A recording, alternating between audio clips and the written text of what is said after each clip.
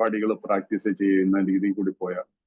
കാരണം ഇപ്പോഴേക്ക് നമ്മളൊരു ഡിസിപ്ലിൻഡ് ലൈഫിലാണ്, നമ്മൾ അനുസരണയുള്ളതായിട്ട് മാറുന്നുണ്ട്. അറ്റ്ലീസ്റ്റ് നമ്മുടെ സ്പോൺസറോടെങ്കിലും, അല്ലെങ്കിൽ സ്പോൺസറൊക്കെ മനസ്സിലാവും, സ്പോൺസറുള്ള കാര്യം തുറന്നു പറയും, പക്ഷേ നമ്മൾ ഒത്തുപോകാന്നുള്ളത് നന്നായിട്ട് പോകുന്നുള്ള ബെറ്റർ, നിങ്ങൾ വേറെ ആരെങ്കിലും ഒരു സ്പോൺസറായിട്ട് എടുക്കുകയായിരിക്കും നല്ലത് എന്ന് അദ്ദേഹം തുറന്നു പറയും. അപ്പൊ അത് മനസ്സിലാക്കാനുള്ള കഴിവ് സ്പോൺസർക്ക് ഉണ്ടാവും. അപ്പൊ അതുകൊണ്ട് നമ്മൾ ആരെയും ഫൂളാക്കാന്ന് വിചാരിച്ചുകൊണ്ടൊന്നും ആരെയും സ്പോൺസറാക്കി എടുത്തിട്ട് എങ്ങനെയെങ്കിലുമൊക്കെ അങ്ങ് എന്തെങ്കിലും കുറെ കഥകളും ഒക്കെ പറഞ്ഞു പോകും. അത് അങ്ങനെ വർക്ക് ചെയ്തിട്ട് കാര്യമില്ല. വളരെ സിമ്പിൾ പ്രോഗ്രാമാണ്. അതാത് കാര്യങ്ങളെ വളരെ നമുക്ക് അപ്പോഴത്തേക്ക് നമുക്കൊരു നല്ല അപ്പൊ അവിടെ ദൈവം പ്രവർത്തിച്ച് നമ്മൾ അറിയാതെ തന്നെ നമ്മുടെ ഉള്ളിൽ നിന്ന് നാവിൽ നിന്ന് അന്തരംഗത്തിൽ നിന്ന് വരും ആ ഒരു വിളി, ദൈവമേന്നോ, എത്ര ഈശ്വര ഭഗവാനെ. ആ ഒരു രീതിയിലേക്കുള്ളൊരു തലം എന്ന് പറയുന്നത് ഒരു സ്പിരിച്വലാണ്. കാരണം ഇത് സ്പിരിച്വൽ പ്രോഗ്രാം ആണെന്നുള്ളത് തുടക്കത്തിൽ നമുക്ക് മനസ്സിലായിട്ടുള്ളതാണ്. അപ്പൊ ആ സ്പിരിച്വൽ പ്രോഗ്രാമിന്റെ ഘട്ടം ഘട്ടമായ വളർച്ചയിലെത്തുന്ന ഒരു വളരെ ഇമ്പോർട്ടന്റ് ആയിട്ടുള്ള ഭാഗമാണ് ഈ 6-7 പടികൾ. ഇന്നിപ്പോ ഡെയിലി റിഫ്ലക്ഷൻ ആവശ്യമുള്ളത് ഇന്നലെയും അത് തന്നെയായിരുന്നു, മിനിഞ്ഞാന്നും ഇത് തന്നെയായിരുന്നു. റിസെന്റ്മെന്റിന് വിദ്വേഷം എന്നുള്ള വാക്ക്. ഈ വിദ്വേഷം എന്ന ആ ഒരു കേൾക്കുമ്പോൾ 3 അക്ഷരം വിദ്വേഷം. ഈ വിദ്വേഷം എത്രത്തോളം മനസ്സിലുണ്ടോ, ആരുടെയും മനസ്സിലേക്ക് ദൈവത്തിന്റെ ആ പ്രകാശ കിരണങ്ങൾ പ്രവേശിക്കുന്ന ആരും വിശ്വസിക്കേണ്ട. ഞാൻ എൻ്റെ ദേഷ്യം മാറ്റിയിരിക്കുന്നു, ഞാൻ സെക്ഷലി വളരെ മോശമായിട്ട് ജീവിച്ചിരുന്ന ആളാണ്, ഞാൻ അവിടെ ഇവിടെ എല്ലാം ചെയ്തിരുന്ന ആൾക്കാരെ ദ്രോഹിച്ചിട്ടുണ്ട്, ഇതെല്ലാം നിർത്തി. പക്ഷെ എൻ്റെ ഉള്ളില് ചില വ്യക്തികളായിരിക്കും ഒരു വിധത്തിലും അത് മാത്രം പറയണ്ട, അത് പറ്റത്തില്ല, ഒരു കാര്യമില്ല. അപ്പൊ റിസെന്റ്മെന്റ് എന്ന് പറയുന്ന ഈ നമ്പർ 1 ഒഫൻഡർ എന്നല്ലേ നമ്മൾ ഇന്നലത്തെ ഡെയിലി റിഫ്ലക്ഷൻ എന്ന് പറഞ്ഞു. റിസെന്റ്മെന്റ് ഇസ് ദ നമ്പർ 1 ഒഫൻഡർ. തടസ്സം നിൽക്കുന്ന എന്നുള്ളതാണ്. ഒഫൻഡ് ചെയ്യാന്ന് പറഞ്ഞാൽ തടസ്സം നിൽക്കുന്നത്. ദൈവത്തിലേക്ക് എന്നെ അടുപ്പിക്കുന്നതിന്, ദൈവം എന്നിലേക്ക് പ്രവേശിക്കുന്നതിന്, ഞാൻ അല്ലെങ്കിൽ ദൈവത്തിന്റെ ആ തണലിലേക്ക് എത്തിച്ചേരുന്നതിന് തടസ്സം നിൽക്കുന്ന ഏക കാരണം റിസെന്റ്മെന്റ് ആണ്. അപ്പൊ ഇതിൽ നമ്മൾ വർക്ക് ചെയ്യണം. അപ്പൊ അതിന് വേണ്ടിയിട്ട് നമ്മളോട് ഈ 6-7 പടികളിൽ വരുമ്പോൾ നമുക്ക് അതിന് വേണ്ടിയിട്ട് ആ സ്ഥലത്തിലെത്താൻ വേണ്ടിയിട്ട് നമ്മൾ പ്രാർത്ഥിച്ചുകൊണ്ടേയിരിക്കണം. അതാണ് നമ്മൾ കഴിഞ്ഞ ദിവസം വായിച്ചത്. എന്താണ് നമ്മള് ഇന്നലെ കഴിഞ്ഞ ദിവസം മത്തി 75-ാമത്തെ പേജിലായിരുന്നു. 75-ാമത്തെ പേജിന്റെ ടോപ്പ് ഭാഗത്ത് നമ്മള്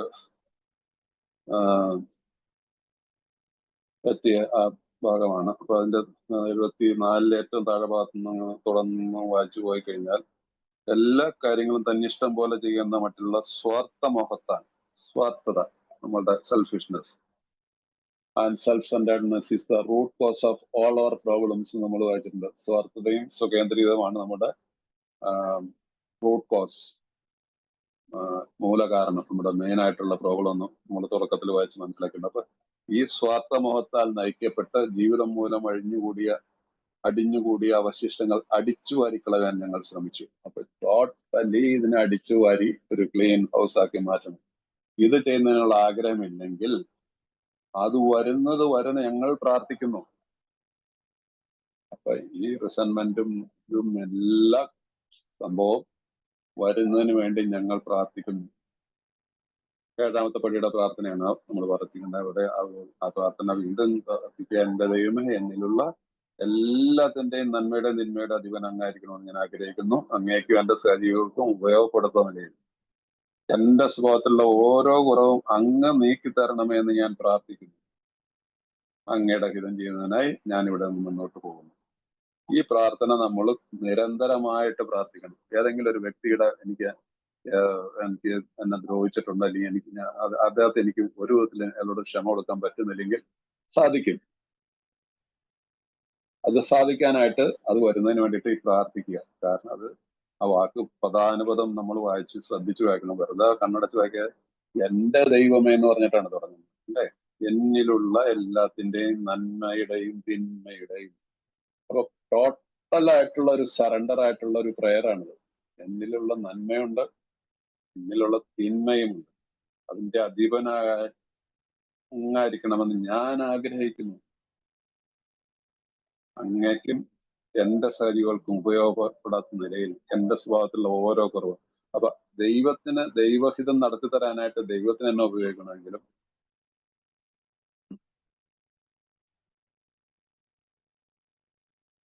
എന്റെ സഹജീവികൾക്ക്,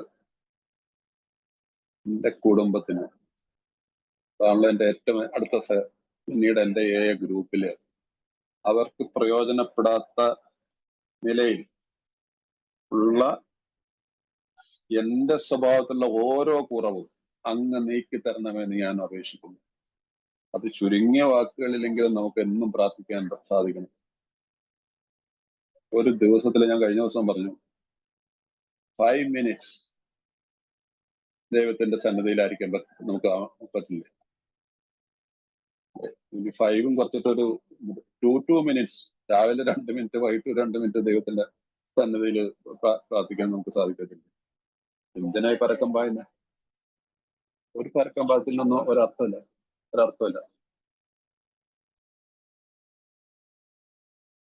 സോ ഈ ഇതിനകത്ത് നമ്മൾ ഇതിനെ ലാഘവത്തോടെ കാണരുത്. ഈ 6-7 പടി അതിന്റെ വളരെ ഇമ്പോർട്ടന്റ് ആയിട്ടുള്ള ഒരു ഇതാണ്. അതുകൊണ്ട് ആ ഒരു സന്നദ്ധത വരുന്നതിന് വേണ്ടിയിട്ട് നമ്മൾ, കാരണം അവിടെ നമ്മൾ പറയുന്നുണ്ട് അത് വരുന്നവരെ പ്രാർത്ഥിക്കുന്നുണ്ട്. അതിനുശേഷം പറഞ്ഞു മദ്യത്തിന് വേണ്ടി വിജയം വരിക്കുന്നതിന് എത്ര ദൂരം പോകുന്നതിനും തുടക്കത്തിലേ ഞങ്ങൾ സമ്മതിച്ചിട്ടുണ്ട്. അപ്പൊ ഇതിൽ നിന്ന് മോചനം, ഈ മദ്യാസക്തി എന്ന വിപത്തിൽ നിന്ന് മോചനം നേടുന്നതിന് എത്ര ദൂരം പോകുന്നതിനും നമ്മൾ സമ്മതിച്ചിട്ടുണ്ട്. 57-ാമത്തെ പേജിൽ ഞാനത് വന്ന് വായിച്ചാണ്. അപ്പൊ അവിടെ വരെയാണ് നമ്മൾ വായിച്ചതിന് ശേഷം ഇന്നിപ്പോ നമുക്ക് 75-ാമത്തെ പേജിൽ തുടങ്ങാം, മുമ്പോട്ട് പോവാം. അപ്പൊ ഇനിയുള്ളത് 8-9 പടികളാണ് വരുന്നത്. 8-9 പടിയിൽ ബിഗ് ബുക്ക് എന്ത് പറയുന്നു എന്നുള്ളത് നമുക്ക് നോക്കാം. മിക്കവാറും ഇനിയും ചില ആശങ്കകൾക്ക് ഇടമുണ്ട്. ഞങ്ങൾ ദ്രോഹിച്ചിട്ടുള്ള ബിസിനസ് സുഹൃത്തുക്കളുടെയും മറ്റ് ചങ്ങാതിമാരുടെയും പട്ടികൾ ഞങ്ങൾ നോക്കുമ്പോൾ അവരുടെ അടുത്തേക്ക് ഒരു ആത്മീയാടിസ്ഥാനത്തിലുള്ള സമീപനമായി ചെല്ലുന്നതിൽ ഞങ്ങൾക്ക് അവിശ്വാസമുള്ളവരായിരിക്കാം. പക്ഷെ നാം ദൃഢമനസ്കരായിരിക്കുക. ചില ആളുകളോട് ഈ ആത്മീയ വശം ആദ്യ സമീപനത്തിൽ നാം ഊന്നി പറയേണ്ടതില്ല, പറയാൻ പാടുമില്ല. നാം ഒരുപക്ഷെ അവരെ തെറ്റായ മുൻവിധിയിലേക്ക് നയിക്കാം. തൽക്കാലത്തേക്ക് നാം ചെയ്യുന്നത് നമ്മുടെ ജീവിതം ചിട്ടപ്പെടുത്തി ജീവിക്കുവാനാണ്. പക്ഷെ അതുകൊണ്ട് മാത്രമെല്ലാമായില്ല. നമ്മെ ചുറ്റിപ്പറ്റിയുള്ള ആളുകൾക്കും ദൈവത്തിനും പരമാവധി സ്നേഹനം നൽകുന്ന രീതിയിൽ യോഗ്യത നേടുക എന്നതാണ് നമ്മുടെ യഥാർത്ഥത്തിലുള്ള ഉദ്ദേശം. അപ്പൊ നമ്മളുടെ ഇപ്പോൾ ഇവിടെ ഒരു ചില ആശങ്കകൾക്ക് ഇടയുണ്ട്. ഇംഗ്ലീഷിൽ അത് വായിക്കുന്നത് probably there are still some misgivings. ചില ആശങ്കകൾ. അതിനകത്ത് നമുക്ക് എന്താണ്, ഞങ്ങൾ ദ്രോഹിച്ചിട്ടുള്ള ബിസിനസ് സുഹൃത്ത് മറ്റ് ഞങ്ങളുടെ പട്ടിക നമ്മുടെ ഓൾറെഡി ഒരു പട്ടികയുണ്ട്. കാരണം നമ്മൾ 4-ാം പടി എഴുതിയപ്പോൾ നമ്മൾ ദ്രോഹിച്ചവരുടെ ലിസ്റ്റ് ഉണ്ടാക്കിയിട്ടുള്ളതാണ്. അപ്പൊ നോക്കുമ്പോൾ അവരുടെ അടുത്തേക്ക് ഒരു സ്പിരിച്വൽ ആയിട്ടുള്ള, ഞാനൊരു വലിയ ആത്മീയതയിൽ അല്ലെങ്കിൽ ഭയങ്കര മതത്തിന്റെ ഒരു രീതിയിൽ ചെല്ലുവാനായിട്ട് നമുക്ക് അതിനകത്ത് ഒരു നോട്ട് ഷുവർ അവരെങ്ങനെ പ്രതികരിക്കും എന്നുള്ള കാര്യത്തിൽ, അല്ലെ? അതുകൊണ്ടാണ് നമുക്കൊരു വിശ്വാസക്കുറവ്. പക്ഷെ ദൃഢമനസ്കരായിരിക്കും. അതുകൊണ്ട് ഭയപ്പെടേണ്ട ആവശ്യമൊന്നുമില്ല. ഒട്ടും ഭയപ്പെടേണ്ട. നമുക്ക് അതിന് ചെയ്യാനുള്ള എല്ലാത്തിനും രീതിയുണ്ട്. യെസ്.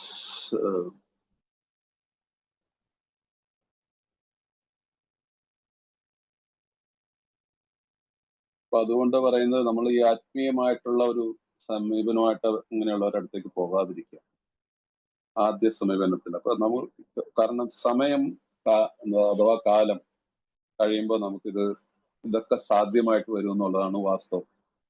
അതുകൊണ്ട് നമ്മൾ പെട്ടെന്ന് എടുത്തു ചാടി ഒരു ദ്രോഹിച്ചവരുടെ അടുത്തേക്ക് അല്ലെങ്കിൽ നമ്മുടെ റിസൺമെന്റ് ഉള്ളവരുടെ അടുത്തേക്ക് അത് തീരാനായിട്ട് വരാം. അത് ടൈം ടു ടൈം സ്പോൺസറുമായിട്ട് സംസാരിച്ച് അങ്ങനെയുള്ള ഒരു സാഹചര്യം ഉണ്ടാകുമ്പോൾ എങ്ങനെ പ്രതികരിക്കണം എന്നുള്ളത്. പോരാത്തതിന് നമ്മളിത് റെഡി ആകുമ്പോൾ ശരിക്കും പറഞ്ഞു കഴിഞ്ഞാൽ ദൈവം നമുക്ക് അതിനുള്ള സാഹചര്യങ്ങൾ ഉണ്ടാക്കി തരും. അപ്പൊ സ്വഹിതത്തിന് ഇനി സാധ്യതയില്ല. ഇനിയുള്ള സ്ഥലത്ത് ദൈവഹിതം, അതാ ഡെയിലി പ്രാക്ടീസിൽ കൂടി നമ്മൾ പോയാൽ മാത്രമാണ് ഇതിന് നമുക്ക് ഇതിനകത്ത് ശരിയായിട്ടുള്ള വിജയത്തിലേക്ക് നമുക്ക് എത്താൻ പറ്റുള്ളൂ. ചില ആളുകളോട് ഈ ആത്മീയവശം ആദ്യ സമയത്ത് നാം ഊന്നി പറയേണ്ടതില്ല, പറയാൻ പാടുന്നില്ല. നാം ഒരുപക്ഷെ അവരെ തെറ്റായ മുൻവിധിയിലേക്ക് നയിക്കുക. അപ്പൊ ചിലരെ അടുത്തേക്ക് നമ്മൾ ചെല്ലുമ്പോൾ ഞാനിങ്ങനെ ഒരു സ്പിരിച്വലോ അല്ലെങ്കിൽ മറ്റുള്ള ഒരു ആത്മീയമായിട്ടുള്ള ഒരു പ്രോഗ്രാമിൽ കൂടിയൊക്കെ പോയിക്കൊണ്ടിരിക്കുകയാണ്. എനിക്ക് അതുകൊണ്ട് കുറച്ച് കാര്യങ്ങൾ പറയാനുണ്ട്. ഇത് ഞാൻ നിന്നോട് പുരോഗിച്ചിട്ടുണ്ട് അല്ലെങ്കിൽ അങ്ങനെയൊക്കെയുള്ള കാര്യങ്ങളിലൊക്കെ പറയുമ്പോൾ അത് അങ്ങനെ പറയുന്നു. ഇപ്പൊ തൽക്കാലത്തേക്ക് നാം ചെയ്യുന്ന നമ്മുടെ ജീവിതം ചിട്ടപ്പെടുത്തി ജീവിക്കാനാണ്. പക്ഷെ ഇതുകൊണ്ട് മാത്രമല്ല നമ്മെ ചുറ്റിപ്പറ്റിയുള്ള ആളുകൾക്കും ദൈവത്തിനും പരമാവധി സേവനം നൽകുന്നത് യോഗ്യത നേടുക എന്നാണ് നമ്മുടെ യഥാർത്ഥം. അപ്പൊ അതുകൊണ്ട് നമ്മൾ പെട്ടെന്ന് എടുത്തു ചാടാ പോകാതിരിക്കുക. ഇപ്പൊ നമ്മൾ എന്താ ചെയ്യേണ്ടത്? നമ്മുടെ ജീവിതത്തെ ചിട്ടപ്പെടുത്തുക. നമ്മുടെ ജീവിതത്തിലെ ആൽക്കഹോളിക്സ് അനോണിമസിന്റെ ഒരു മെമ്പർ എന്നുള്ള രീതിയിൽ ഒരു മറ്റുള്ളവർക്ക് സഹായകരമാവുന്ന ഒരു പാത്രമാവുന്ന രീതിയിൽ നമ്മൾ ആകാനായിട്ട് മറ്റുള്ളവരെ സഹായിക്കാനും ദൈവത്തോട് കൂടുതൽ അടുക്കാനുമുള്ള ശ്രമങ്ങൾ നടത്തിക്കൊണ്ടിരിക്കുക. ഇതായിരിക്കണം നമ്മുടെ പ്രാഥമിക ഉദ്ദേശം. അതാണ് നമ്മുടെ ഒരു പ്രൈമറി പർപ്പസ് എന്ന് പറയത്തില്ലേ. അവർ primary purpose is to stay sober. അപ്പൊ അതിൽ വർക്ക് ചെയ്യുക. അത് ആ കാര്യത്തിൽ വർക്ക് മറ്റുള്ളവരെ സഹായിക്കാനും stay sober and help other alcohol. കഷ്ടപ്പെടുന്ന മദ്യം അതിലേക്കായിരിക്കണം നമ്മളുടെ ചിന്തകൾ കൂടുതലായിരിക്കുക. അതുകൊണ്ട് ഇവിടെ എടുത്തുചാട്ടത്തിന്റെ ആവശ്യമില്ല. അപ്പൊ അത് കഴിഞ്ഞിട്ട് മുമ്പോട്ട് പോകുമ്പോൾ പറയുന്നുണ്ട്, നാം ചെയ്തിട്ടുള്ള അന്യായത്തിന്റെ പേരിൽ ഇപ്പോഴും നമ്മുടെ മുമ്പിൽ കേമനെന്ന് ഭാവിക്കുന്ന നമ്മൾ മതവിശ്വാസികളായി വിളിച്ചു പോയെന്ന ഒരാളെ നാം ശ്രമിക്കുന്ന ഒട്ടും ബുദ്ധിയല്ല. ചില നമ്മുടെ സുഹൃത്തുക്കളോ ബന്ധുക്കളോ കാണും. നമ്മൾ ഭയങ്കര മാറ്റമല്ല വന്നിക്കണം, നമ്മളെ കളിയാക്കുന്ന രീതിയിൽ ഒരു നമ്മളിൽ വിശ്വാസമില്ലാതെ അദ്ദേഹത്തിന് അദ്ദേഹം നമ്മൾ ചിലപ്പോൾ അദ്ദേഹത്തെ ദ്രോഹിച്ചായിരിക്കും, അല്ലെങ്കിൽ പുള്ളി എന്തായാലും അവര് തമ്മിലായിട്ടുള്ളൊരു നമുക്ക് അവരോട് ക്ഷമിക്കേണ്ടതായിരിക്കും, അല്ലെങ്കിൽ നമ്മൾ അവരെ ദ്രോഹിച്ചിട്ടുണ്ടെങ്കിൽ അവരോട് നമ്മൾ ക്ഷമ ചോദിക്കേണ്ടതായിരിക്കും. രണ്ടു കാര്യം ഉണ്ടാവും. അപ്പൊ അങ്ങനെ നമ്മളെ കൊച്ചാക്കി കാണുന്ന ചില ആളുകളുണ്ടാവും. അതാണ് നമ്മൾ മതവിശ്വാസികളായി പോയിന്ന് വിയോജിച്ചു പോയിരുന്ന ഒരാളെ സമീപിക്കുന്ന ഒട്ടും ബുദ്ധിയല്ല. അങ്ങനെയുള്ള ഒരാളെ പെട്ടെന്ന് കയറി അതൊരു പാഴ്വേലയായിരിക്കും. നമ്മെ മതഭ്രാന്തനെന്നോ ബോറടിപ്പിക്കുന്ന രീതിയിലുള്ള മതനിഷ്ഠയുള്ളവരെന്നോ മുദ്രപ്പെടുത്തുന്ന നാം എന്തിനെന്നോട് അങ്ങനെയുള്ളവരുടെ മുമ്പിൽ യാതൊരു കാരണവശാലും പെട്ടെന്ന് പോകരുത്. അവരെ ഒരു സൈഡിൽ ഒതുക്കി നിർത്തേക്ക്, അവർക്ക് വേണ്ടി പ്രാർത്ഥിക്കുക. അങ്ങനെയായാൽ ഒരുപക്ഷെ പ്രയോജനപ്പെടുത്താവുന്ന ഒരു സന്ദേശം എത്തിച്ചു കൊടുക്കാനുള്ള അവസരം നാം നഷ്ടപ്പെടുത്തുകയായിരിക്കും. അപ്പൊ അങ്ങനെ അതുകൊണ്ടാണ് ഈ പടികൾ 8, 9 പടികള് 4 മുതൽ മുമ്പോട്ടുള്ള എല്ലാ പടികളിലുമാണ്. പക്ഷെ ഈ 4, 5 വളരെ ഒരു ക്രൂഷ്യലായിട്ടുള്ള സ്റ്റെപ്പാണ്, വൈറ്റൽ സ്റ്റെപ്പ് എന്നാണ് പറയുന്നത് അല്ലേ. അതുപോലെ തന്നെ 6, 7 പടി എന്ന് പറഞ്ഞിട്ടുണ്ടെങ്കിൽ അത് ഏറ്റവും നമ്മുടെ സ്വഭാവത്തിലുള്ള എല്ലാ ന്യൂനതകളെയും ഒഴിവാക്കിയെടുക്കാൻ വേണ്ടിയിട്ട് നമ്മൾ പ്രയത്നിക്കുന്ന ഒരു പടിയാണ്. 9 എന്ന് പറഞ്ഞാൽ പരിഹാരമാണ്, റെസ്റ്റിറ്റ്യൂഷൻ. ആ റെസ്റ്റിറ്റ്യൂഷൻ എപ്പോൾ എങ്ങനെയൊക്കെ ചെയ്യണം എന്നുള്ളത് നമ്മുടെ അപ്പൊ ഞാൻ പറഞ്ഞു വന്നത് ഒരു സ്പോൺസറുടെ ഉള്ള ഒരു കോൺസ്റ്റന്റ് ടച്ച് നമുക്കുണ്ടായിരിക്കണം. നേരെ മറിച്ച് ഒരു തെറ്റ് ശരിയാക്കാൻ ആത്മാർത്ഥമായി ആഗ്രഹിക്കുന്ന കാര്യത്തിൽ നാം സമീപിക്കുന്ന ആൾ വളരെ തൽപരനായിരിക്കും. നമ്മുടെ ആത്മീയതാ കണ്ടെത്തലുകൾ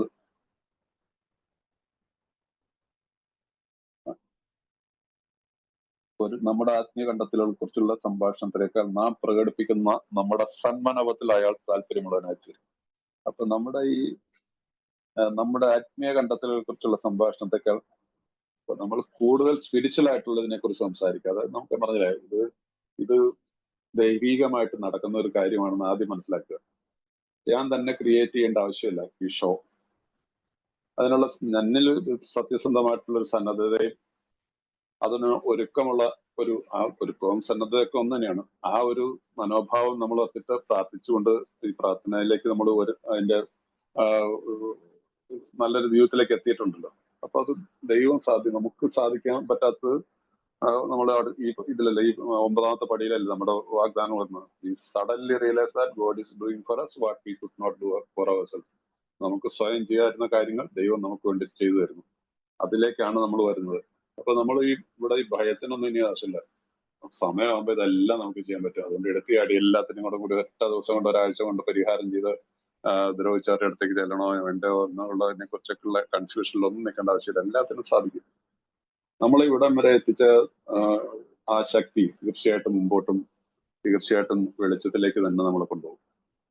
നമ്മൾ തന്നിലേക്ക് തന്നെയുള്ള തന്റെ കഴിവിലുള്ള സ്വേച്ഛയാൽ ഇനി പോകരുത്. സ്വേച്ഛയാൽ നയിക്കപ്പെട്ട് നമ്മുടെ ജീവിതം നമ്മൾ നശിപ്പിച്ചു കളഞ്ഞവരാണ്. നമ്മൾ സെൽഫ് ഇമ്പോസ്ഡ് ക്രൈസിസ് എന്ന് പറയുന്നത് നമ്മളെ കുറിച്ച് പറയുന്നു. നമ്മൾ തന്നെ ഉണ്ടാക്കിയ വെച്ച പ്രശ്നമാണ്. ഇവിടെ ഇനി അങ്ങോട്ടും അത് പാടില്ല. സോ അപ്പൊ ഇങ്ങനെയുള്ള ഒരാളെ കുറിച്ചുള്ളതാണ് ഈ നമുക്ക് നമുക്കറിയാം. അപ്പൊ അവരുടെ മനസ്സിൽ അവർക്ക് താല്പര്യമുള്ള ആളായി തീരും. അവരോട് നമുക്ക് പറയാൻ പറ്റും. രണ്ട് രീതിയിൽ നമുക്ക് തെറ്റുകൾ മാപ്പ് ചോദിക്കുന്നതാണെങ്കിൽ അത് പറയാം, അല്ലെങ്കിൽ നമ്മൾ പണ്ടെങ്കിലും കാശ് കൊടുക്കാനുള്ള കാര്യത്തിലുള്ളതാണെങ്കിൽ അതിനെ കുറിച്ച് സംസാരിക്കാം.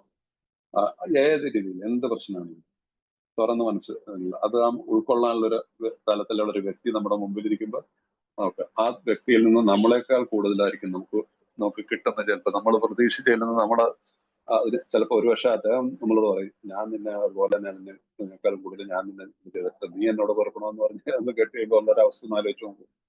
സോ ഈ കാര്യത്തിലൊക്കെ നമ്മൾ ഒരു മുൻവിധി വേണ്ട. നമ്മളോട് എന്ത് പറഞ്ഞിരിക്കുന്നു അതങ്ങ് പ്രാക്ടീസ് ചെയ്ത് വെച്ചാൽ മതി. ഈശ്വരൻ എന്ന വിഷയത്തിൽ നിന്ന് പിന്തിരിഞ്ഞു മാറുന്നതിനുള്ള ഒരു ഒഴിവായി ഞങ്ങൾ ഇത് ഉപയോഗിക്കുന്നില്ല. എന്തെങ്കിലും ഒരു നല്ല കാര്യം നിർവഹിക്കപ്പെടുന്നെങ്കിൽ ഞങ്ങളുടെ ദൃഢവിശ്വാസങ്ങൾ സാമാന്യ ബുദ്ധിയോടും നയചാരിത്യവും കൂടി തുറന്നു പറയാൻ സന്നദ്ധയുള്ളവരാണ്. ഹോണസ്റ്റി. നമ്മൾ വെറുത്തിരുന്ന ഒരാളെ എങ്ങനെ ശ്രമിക്കുന്ന പ്രശ്നം ഉയർന്നു വന്നേക്കാം. ഇതാണ് വലിയൊരു പ്രശ്നം. നമ്മൾ വെറുത്തിരുന്ന ഒരാളെ എങ്ങനെ നമ്മൾ ടോട്ടലി റിസെന്റ്മെന്റ് മാത്രമല്ല, ടോട്ടലി ഇറിറ്റബിൾ, അയാളോട് ഭയങ്കര ഒരു വിധത്തിൽ എനിക്ക് സഹിക്കാൻ പറ്റാത്ത അങ്ങനെ പറയത്തില്ല. അങ്ങനെ അതാണ് ആ കാര്യത്തിലാണ് നമ്മളോട് പറയുന്നത്. അതിനുള്ള ഏക സൊല്യൂഷൻ ത്രൂ പ്രയർ ഓൺലി, പ്രാർത്ഥനയിൽ കൂടി. അത് നമ്മളുടെ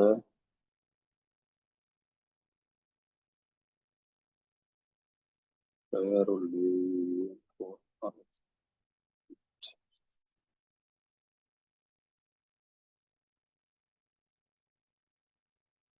യെസ്, ഈ പ്രാർത്ഥന ഇവിടെ ഉപയോഗിക്കുക. നമ്മുടെ 4th സ്റ്റെപ്പിന്റെ ഭാഗത്ത് വരുമ്പോ നമ്മള് ഭയമാണല്ലോ ഇങ്ങനെയുള്ള കാര്യത്തിൽ. നമ്മള് 67ാമത്തെ പേജില് ഞങ്ങളുടെ സൃഷ്ടാവിൽ ആശ്രയിച്ചെന്ന് പറഞ്ഞിട്ട് തുടങ്ങുന്ന പാരഗ്രാഫില് അതിന്റെ ലാസ്റ്റ് വാക്കാണ്, ഞങ്ങളുടെ പേടി മാറ്റി ഞങ്ങൾ എന്താകാൻ അവിടെ നിന്ന് ഉദ്ദേശിക്കുന്നത് കാട്ടിത്തരാൻ ഞങ്ങൾ അദ്ദേഹത്തോട് അപേക്ഷിച്ചു. പെട്ടെന്ന് ഞങ്ങൾ പേടിയിൽ നിന്ന് മുക്തരായി. ഇത് 4th സ്റ്റെപ്പിൽ ഭയത്തിൽ നിന്നുള്ള മോചനം കിട്ടാൻ വേണ്ടിയിട്ടുള്ള ആ പ്രാർത്ഥന ഇവിടെ വളരെ പ്രയോജനപ്പെടുന്ന ഒരു പ്രാർത്ഥനയായിരിക്കും.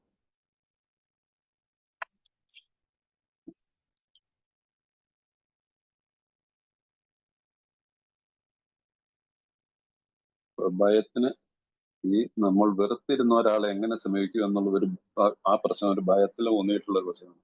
അവിടെ നമ്മൾ ഈ പ്രാർത്ഥന വളരെ നിങ്ങളുടെ ഈ വ്യക്തിയെ സമീപിക്കുന്ന കാര്യത്തിൽ എന്ത് ചെയ്യണമെന്ന് എനിക്കറിയാൻ പറ്റുന്നില്ല. ഭയമാണോ, അതാ ആ തടഞ്ഞു നിർത്തുന്ന എന്ത് ശക്തിയായാലും അതിൽ നിന്ന് എനിക്ക് മോചനം തരണമേ എന്ന് നമുക്ക് ദൈവത്തോട് പ്രാർത്ഥിക്കണം.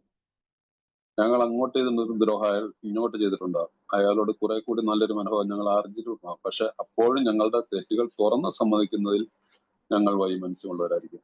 അപ്പൊ ഇവിടെയാണ് നമ്മൾ ഈ പ്രയറിന്റെ ഇമ്പോർട്ടൻസ് മനസ്സിലാക്കുന്നത്. ഇതിനെ മാറ്റി തരുന്നതിന് നമ്മൾ പ്രാർത്ഥിക്കുക. പ്രയർ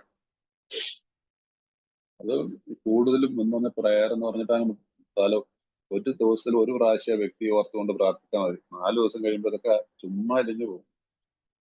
പക്ഷെ നമ്മളത് പലപ്പോഴും സംഭവിക്കുന്ന പറഞ്ഞിട്ടുണ്ടെങ്കിൽ അത് നമ്മൾ അനുവദിക്കുന്നില്ല. കാരണം നമ്മള് പറയും എന്തായാലും ആരോടൊക്കെ ക്ഷമിച്ചാലും വേണ്ടില്ല. ചിലപ്പോ പറയും എനിക്ക് ഒരിക്കലും അയാളെ പോയി ഫേസ് ചെയ്യാൻ പറ്റത്തില്ല എന്ന് പറയാത്ത രീതിയിലുള്ള ചില പ്രവർത്തികളൊക്കെ ചെയ്തിട്ടുള്ള ആളുകളും ഉണ്ടാവാം. മനസ്സിലായില്ലേ? അയാളുടെ വീട്ടിലേക്ക് എനിക്ക് അയാളെ ഫേസ് ചെയ്യാൻ പറ്റത്തില്ല എന്ന് പറയും. അപ്പൊ അങ്ങനെ പറഞ്ഞ് ഒഴിവായി പോകരുത്. ഇന്ന് നമ്മൾ സൃഷ്ടാവിൽ ആശ്രയിച്ച് ജീവിക്കുന്നവരാ. നമ്മളുടെ സൃഷ്ടാവിൽ ആശ്രയിച്ച് നമ്മൾ പുതിയ ജന്മം എടുത്ത ആളായിട്ട് കാണുന്നു. കഴിഞ്ഞാൽ അത് തിരിച്ചു വരാൻ പറ്റില്ല.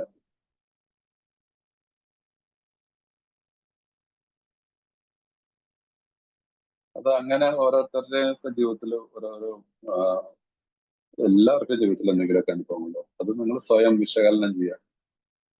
അതാണ് നമ്മുടെ ഇൻവെന്ററി. ഈ കണക്കെടുപ്പ് നടത്തുമ്പോൾ ഇതെല്ലാം നമ്മുടെ ഉള്ളിൽ വരും.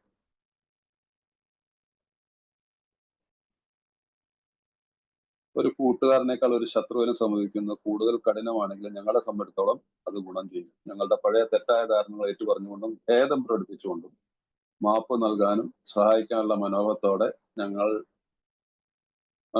അയാളുടെ അടുത്തേക്ക് ചെല്ലുന്നു. അപ്പൊ നമ്മളുടെ ചെയ്ത തെറ്റുകളെ കുറിച്ച് ഖേദം പ്രകടിപ്പിച്ചുകൊണ്ട് ഒരു സോറി പറയലായിട്ട് ചുരുക്കരുത്, മനസ്സിലായില്ലേ? അത് നമ്മുടെ മനസ്സിൽ നിന്ന് നല്ല വാക്കുകൾ വരും. സോറി എന്ന് പറയുന്ന ഒരു വാക്കായിരിക്കും അതിനേക്കാളൊക്കെ അത് ആ സാഹചര്യത്തിനനുസരിച്ച് സംഭവത്തിനനുസരിച്ചും ഖേദമാണ്. ആ രീതിയിൽ നമ്മൾ അയാളുടെ അടുത്തേക്ക് ചെല്ലണം. യാതൊരു സാഹചര്യത്തിലും അയാൾ ഞങ്ങളെ വിമർശിക്കുകയോ അയാളുമായി വാദപ്രതിവാദങ്ങൾ ഏർപ്പെടുത്തുകയോ ചെയ്യുന്നില്ല. ഞങ്ങളുടെ കഴിഞ്ഞ കാലം നേരെ ചൊവ്വാക്കുന്ന മനുഷ്യന്റെ പരമാവധി ചെയ്യുന്നവരെ ഞങ്ങൾക്ക് കുടിയിൽ നിന്ന് രക്ഷപ്പെടാൻ പറ്റുകയെന്ന് ലളിതമായി അയാളോട് പറയും. ഈ ഇതിനൊരു ഓപ്പണിംഗ് ആയിട്ട് നമുക്ക് പറയാം. ഞാൻ എന്തൊക്കെയാണ് ഇപ്പൊ ചെയ്യുന്നത്, സുഖമായിട്ടൊക്കെ മദ്യപിക്കാതൊക്കെ ജീവിക്കുന്നത്. അപ്പൊ തീർച്ചയായിട്ടും അവർക്ക് അറിയാമായിരിക്കുമല്ലോ, ഓൾറെഡി അവർക്ക് അറിയാം. നല്ല കാര്യം, സന്തോഷം. പക്ഷെ ഞാൻ എൻ്റെ ജീവിതത്തിൽ ഇങ്ങനെയുള്ള ചെറിയ തെറ്റുകൾ വന്നിട്ടുണ്ട്. അതിനകത്ത് നിങ്ങളുടെ പേരുണ്ട്. അപ്പൊ അതിനു വേണ്ടിയിട്ടാണ് ഞാൻ ഇന്ന് വന്നിരിക്കുന്നത്. അതുകൊണ്ട് എനിക്കിതിൽ നിന്ന് മോചിതനായിട്ട് സമാധാനത്തിൽ ജീവിക്കണമെങ്കിൽ ഞാൻ നിങ്ങളോട് മാപ്പ് പറയണം, ക്ഷമ പറയണം. അതുകൊണ്ടാണ് ആ രീതിയിലുള്ള ഒരു അപ്രോച്ച് വരുമ്പോൾ അത് വളരെ നല്ല രീതിയിലേക്ക് തന്നെ ആയിക്കോളും. അയാൾ എന്ത് ചെയ്യണമെന്ന് അയാളോട് പറയാതെ നിങ്ങൾ എന്നോട് ക്ഷമിക്കണമെന്നോ അല്ലെങ്കിൽ ഒന്നും പറയണ്ട. നമ്മളുടെ ഭാഗത്തുള്ള വൈകല്യം തിരുത്തുവാൻ ഞങ്ങൾ തയ്യാറാവുന്നു. അപ്രകാരം ചെയ്തെങ്കിൽ ഒന്നും പൂർത്തീകരിക്കാൻ സാധിക്കും ഞങ്ങൾക്ക് ബോധ്യമില്ല. അയാളോട് സംസാരിക്കുമ്പോൾ അയാളുടെ തെറ്റുകൾ ചർച്ച ചെയ്യപ്പെടുന്നില്ല. ഞങ്ങൾ ഞങ്ങളുടെ തെറ്റുകളെ സ്പർശിച്ച് മാത്രം സംസാരിക്കും. ഞങ്ങളുടെ സമീപന രീതി ശാന്തവും ആർജവമാർന്നതും തുറന്ന മനസ്സോടെ ഉള്ളതുമാണെങ്കിൽ തൃപ്തികരമായ ഫലം നിങ്ങൾക്ക് അനുഭവിക്കാനാവും. അപ്പൊ ഇത് നമ്മളുടെ ഈ സമീപന രീതി ഇത് വളരെ ഇമ്പോർട്ടന്റ് ആണ്. അതുകൊണ്ടാണ് ഈ ഭാഗത്തൊക്കെ ഈ പടിയിൽ എപ്പോഴും ഞാൻ പറയുന്നത്, ഞാനെന്നല്ല ആരും പറഞ്ഞു തരിക നമ്മളോട്, നമ്മൾ take the help of your sponsor. അന്വേഷണത്തോടെ പോയിട്ട് ചിലപ്പോൾ എടുത്തു ചാടിക്കോ ഇന്നൊക്കെ പോയി കഴിഞ്ഞാൽ ചിലപ്പോൾ പലർക്കും പല പ്രശ്നങ്ങളൊക്കെ പിന്നീട് ഉണ്ടായിട്ടുണ്ട്. പിന്നീട് അവരുടെ അടുത്തേക്ക് ചെല്ലാൻ പറ്റാതെ കൂടുതൽ പ്രശ്നങ്ങളും ഇതൊക്കെ ഉണ്ട്. അപ്പൊ അതുകൊണ്ട് നമ്മൾ സൂക്ഷിച്ച് എങ്ങനെ ഈ കാര്യത്തെ കൈകാര്യം ചെയ്യണം എന്നുള്ളതിനൊക്കെ ഒരു ചർച്ചയാണ്. കാരണം നമ്മൾ ഒരാളായിട്ട് തുറന്ന് സംസാരിക്കുമ്പോഴാണ് ദൈവം അവിടെ പ്രവർത്തിക്കുന്നത് എന്നുള്ളത് എപ്പോഴും ഓർക്കുക. 10-9 പേരുടെ കാര്യത്തിലും തീരെ അപ്രതീക്ഷിതമായി സംഭവിക്കുന്നു. ചിലപ്പോൾ ഞങ്ങൾ സന്ദർശിക്കുന്ന മനുഷ്യൻ അയാളുടെ മുൻകാല കുറ്റങ്ങൾ ഏറ്റുപറയുന്നു. അതുകൊണ്ട് വർഷങ്ങളായി നിലനിൽക്കുന്ന വഴക്ക് 1 മണിക്കൂറിനകം ഉരുകിത്തീരുന്നു. പറഞ്ഞില്ലേ, പെട്ടെന്ന് എന്താണ് പലതും അപ്രതീക്ഷിതമാണ്. നമ്മൾ സന്ദർശിക്കുന്ന അയാളുടെ മുൻകാല കുറ്റങ്ങൾ നമ്മൾ പറഞ്ഞില്ല, അങ്ങോട്ട് ചെയ്യുന്ന അങ്ങേരെ ഇങ്ങോട്ട് പറയുകയാണ്. അപ്പൊ ഏതാണ്ട് വർഷങ്ങളോളം നിൽക്കുന്ന ഈ വഴക്ക് അഥവാ വിദ്വേഷം, പക, ദേഷ്യം ഇവയെല്ലാം 1 മണിക്കൂറിനകം ഉരുകിത്തീരുന്നു. തൃപ്തികരമായ പുരോഗതി കൈവരിക്കും നിങ്ങൾ പരാജയപ്പെടുക വിരളമാണ്. ഈ കാര്യത്തിൽ ഒരു പരാജയപ്പെടുക എന്നുള്ള തൃപ്തികരമായ പുരോഗതി കൈവരിക്കുന്നതിൽ ഞങ്ങൾ പരാജയപ്പെടുക വളരെ വിരളമാണ്. അങ്ങനെ സംഭവിക്കത്തില്ല. അപ്പൊ അതുകൊണ്ട് ഇതൊരു പ്രോമിസ് ആയിട്ട് തന്നെ കണ്ടുകൂടെ, മനസ്സിലായില്ലേ? ഈ രീതിയിൽ നമ്മൾ ഈ ബിഗ് ബുക്കിലെ വാചകങ്ങൾ നമ്മൾ നിസ്സാര സമയം കൊണ്ട് ഇത്രയും ശത്രുവാണെന്ന് വിചാരിച്ചിരുന്ന 2 പേര് തമ്മിൽ, അല്ലെ 2 കുടുംബങ്ങൾ തന്നെയായിരിക്കും തമ്മിൽ നിസ്സാര വാക്കുകൾ മാത്രം കൊണ്ട് നല്ലൊരു ബന്ധം അവിടെ പുനഃസ്ഥാപിക്കപ്പെടുന്നു. ഞങ്ങളുടെ പഴയ ശത്രുക്കൾ ഞങ്ങൾ ചെയ്യുന്ന കാര്യത്തെ പുകഴ്ത്തുകയും ഞങ്ങൾക്ക് വിജയാശംസകൾ നേരിടുന്നു. ചിലപ്പോഴൊക്കെ അവർ സഹായം വാഗ്ദാനം ചെയ്യുന്നു. ആരെങ്കിലും ഞങ്ങളെ പടിക്ക് പുറത്താക്കിയാൽ പോലും ഞങ്ങൾ അത് കാര്യമാക്കുന്നില്ല. ഞങ്ങൾ ഞങ്ങളുടെ പങ്ക് നിർവഹിച്ചു കഴിഞ്ഞു. ഇനി അത് അണക്കെട്ടിലേക്ക് അർപ്പിച്ച വെള്ളമെന്ന് അവിടെ തങ്ങി നിൽക്കും. By chance. ആദ്യത്തെ കാര്യം പറയുന്നത്, നമ്മളുടെ ശത്രുക്കൾ നമ്മളെ പുകഴ്ത്തുകയും നമ്മളോട് വളരെ സ്നേഹത്തോടുകൂടി ചിലപ്പോൾ അത് വളരെ ഒരു ഇതാണ്. ചില ആളുകൾക്ക് അതിനെ ഓക്കെ സോറി ഒക്കെ പറഞ്ഞ് കേട്ടു, ഓക്കെ അതുകൊണ്ട് വന്നാക്കാൻ നന്നായി, കുഴപ്പമില്ല, സന്തോഷമായിട്ട് ജീവിച്ചോളൂ. പക്ഷെ നമുക്ക് ആ ബന്ധത്തിലും ഇതിലൊന്നും എനിക്ക് വലിയ താല്പര്യമൊന്നുമില്ല. പറഞ്ഞ് നമ്മൾ അണിയൊന്ന് പുറത്താക്കിയേക്കാം. നമ്മളൊന്ന് ഇൻസൾട്ട് ചെയ്തില്ലാലും നമുക്ക് മനസ്സിലാക്കാൻ പറ്റും അദ്ദേഹത്തിന്റെ പ്രതികരണം. നമുക്ക് അവിടെ ഭയപ്പെടേണ്ട ആവശ്യമില്ല.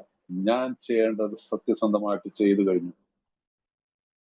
എന്റെ റെസ്റ്റിറ്റ്യൂഷൻ, എന്റെ പരിഹാരം ഞാൻ ചെയ്യേണ്ടത് ചെയ്തു കഴിഞ്ഞു. ഇനി അത് അണക്കെട്ടിലേക്ക് അർപ്പിച്ച വെള്ളം തന്നെയാണ്. അത് അവിടെ അതിനോട് അവിടെ കിടന്നോളും.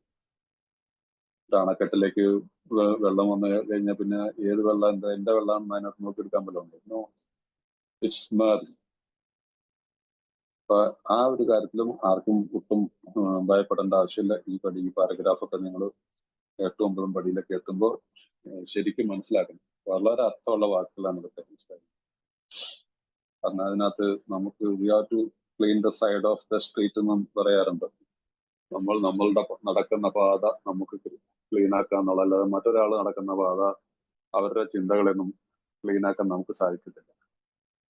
അത് നമ്മൾ നടക്കുന്ന പാതയിൽ നമ്മൾ ക്ലീൻ ചെയ്യുമ്പോൾ നമ്മൾ സൂക്ഷിക്കണം മറ്റൊരാളെ. അതുകൊണ്ട് നമ്മളുടെ ഈ ക്ലീനിങ് പ്രോസസ്സിൽ മറ്റൊരാൾക്ക് ബുദ്ധിമുട്ടുണ്ടാവാതെ നമ്മൾ നോക്കുക എന്നുള്ളത് മാത്രം നമുക്ക് ചെയ്യാനുള്ളൂ. അതങ്ങനെ തന്നെ സംഭവിച്ചോളും. സോ മിക്കവാറും എല്ലാ മദ്യപാനാസക്തും പണബാധ്യത ഉണ്ടാവും. ഞങ്ങളുടെ ആവശ്യങ്ങൾക്ക് പണം കടം തന്ന് സഹായിച്ചവരെ കബളിപ്പിക്കുന്നില്ല. ഞങ്ങൾ എന്താണ് ചെയ്യാൻ ശ്രമിക്കുന്നതെന്ന് അവരോട് പറയുമ്പോൾ ഞങ്ങളുടെ കുടിയെ ന്യായീകരിക്കുകയല്ല ചെയ്യുന്നത്. എങ്ങനെയാണെങ്കിലും അവർക്കും അതറിയാം. അവരുടെ മയക്ക് അൺമ്യൂട്ടാണ്. എങ്ങനെയാണെങ്കിലും അവർക്കറിയാം നമ്മൾ അങ്ങനെ കരുതിയാലും ഇല്ലെങ്കിലും സാമ്പത്തിക ബാധ്യത വന്നുപെടുമെന്ന കാരണം കൊണ്ട് ഞങ്ങളുടെ ആൽക്കഹോളിസം പുറത്തു പറയാതിരിക്കുന്നുമില്ല. ഈ രീതിയിലുള്ള സമീപനം നടത്തിയാൽ ഏറ്റവും കർക്കശമായ പണമിടപാടുകൾ പോലും ചിലപ്പോൾ ഞങ്ങളെ അത്ഭുതപ്പെടുത്തും. അപ്പൊ മിക്കവാറും എല്ലാ മദ്യപാനസക്തും പണബാധ്യത ഉണ്ടാവും. ഇത് സാധാരണ രീതിയിൽ സംഭവിക്കുന്ന ഒരു കാര്യമാണ്. ഫൈനാൻഷ്യൽ ആയിട്ടുള്ള ലയബിലിറ്റീസ് ഒരുവിധമുള്ള ആളുകൾക്കെല്ലാം ഉണ്ടാവും. അപ്പൊ അങ്ങനെയുള്ള ആ ആളുകളെ എങ്ങനെ സമീപിക്കണം? പലരും മദ്യപാന കാലത്ത് കടം വാങ്ങിയിട്ടുണ്ടാവും, അത് കൊടുക്കാൻ പറ്റാതെ കിടന്നിട്ടുണ്ടാവും, അതങ്ങനെ ഇങ്ങനെ നിൽക്കുന്നുണ്ടാവും. അപ്പൊ ഏതായാലും കുറച്ച് കഴിയുമ്പോൾ നമ്മൾ മദ്യപാനമൊക്കെ നിർത്തിയ കാര്യമൊക്കെ എന്തായാലും ഈ വ്യക്തിക്ക് മനസ്സിലാവും. ഏതായാലും അവർക്ക് നമുക്ക് പൈസ കൊടുത്ത് തീർക്കണം, അത് ഉറപ്പാണ്. പോരാത്തന്നെ അവർക്കും അത് ബോധ്യപ്പെടും. കാരണം നമ്മളുടെ മനോഭാവം ഇപ്പോൾ അവർക്ക് ബോധ്യപ്പെടും. നമ്മൾ കബളിപ്പിക്കാനായിട്ടല്ല, ഒളിച്ചോടുന്നില്ല. മുമ്പൊക്കെ ഒളിച്ചോടി എന്നുള്ളവര് ഒളിച്ചോടാതെ നമ്മൾ സാധാരണ രീതിയിൽ നമ്മൾ അവരെ വേണ്ട രീതിയിലുള്ള ഒരു സമീപനം, നമ്മൾ ഇങ്ങോട്ട് അദ്ദേഹത്തെ അന്വേഷിച്ചു വരാൻ നമ്മൾ അദ്ദേഹവുമായിട്ട് തുറന്ന് സംസാരിക്കുക. പക്ഷെ എനിക്ക് പറ്റിപ്പെട്ടുള്ളൊരു വലിയൊരു അബദ്ധമാണ്. പക്ഷെ എന്റെ കഥ തന്നു തീർക്കാൻ ഞാൻ ബാധ്യസ്ഥനാണ്. എനിക്ക് കുറച്ച് സമയം വേണ്ടി വരും. ഞാനത് ഇന്ന രീതിയിലൊക്കെ ചിലരൊക്കെ ഈ പലിശക്കൊക്കെ പണം എടുത്തിട്ടുള്ള വലിയ എനിക്കൊക്കെ അങ്ങനെയുള്ള അനുഭവം ഉണ്ടായിട്ടുണ്ട്. എന്നോട് അങ്ങനെയുള്ള ചില ആളുകൾ എന്നോട് പറഞ്ഞു, ഇങ്ങനെ നല്ല രീതിയിൽ ജീവിക്കുന്നവർക്ക് നമ്മളിലുള്ള ഗുണങ്ങൾ എന്താണെന്ന് അറിയത്തില്ല. അവർ പറഞ്ഞു പലിശ തരേണ്ടത് മുതലിലും പുള്ളി ഒരു ഇത്രയും പൈസ എന്ന് വെച്ചാൽ അതൊരു 3-4 പ്രാവശ്യമായിട്ട് തന്നോളാം.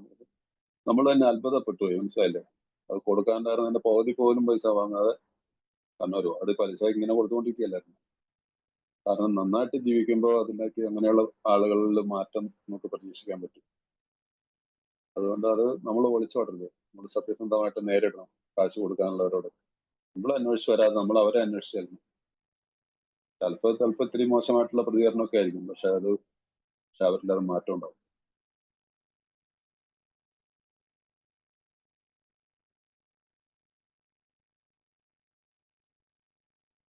ചെയ്യാവുന്നതിന്റെ ഏറ്റവും നല്ല രീതിയിൽ ഇടപാടുകൾ നടത്തിക്കൊണ്ട് പറ്റിപ്പോലുള്ള കാര്യങ്ങൾ ദുഃഖിക്കുന്നവരാണെന്ന് അവരെ ബോധ്യപ്പെടുത്താൻ ഞങ്ങൾക്ക് കഴിയും. എന്തൊക്കെയാണെങ്കിലും പണം കൊടുക്കാനുള്ളവരെ കുറിച്ച് ഉള്ള ഭയം ഞങ്ങളിൽ ദൂരീകരിക്കണം. കാരണം അവനെ നേരിടാൻ ഞങ്ങൾക്ക് ഭയമെന്നാൽ ഞങ്ങൾ കുടിക്കാൻ നിർബന്ധിതരാകും എന്നത് തീർച്ചയാണ്. അപ്പൊ ഭയത്തെ നേരിടാനായിട്ട് ഇപ്പൊ നമ്മളിപ്പോ 7ാമത്തെ പടിയുടെ ഒരു പ്രാർത്ഥന, അല്ല 8ാമത്തെ പടിയിൽ നമ്മൾ പറഞ്ഞില്ല, ഈ ഭയത്തിൽ നിന്ന് എനിക്ക് ഒരു വലിയൊരു പല ആളുകൾക്കും പറ്റുന്നതാണ്.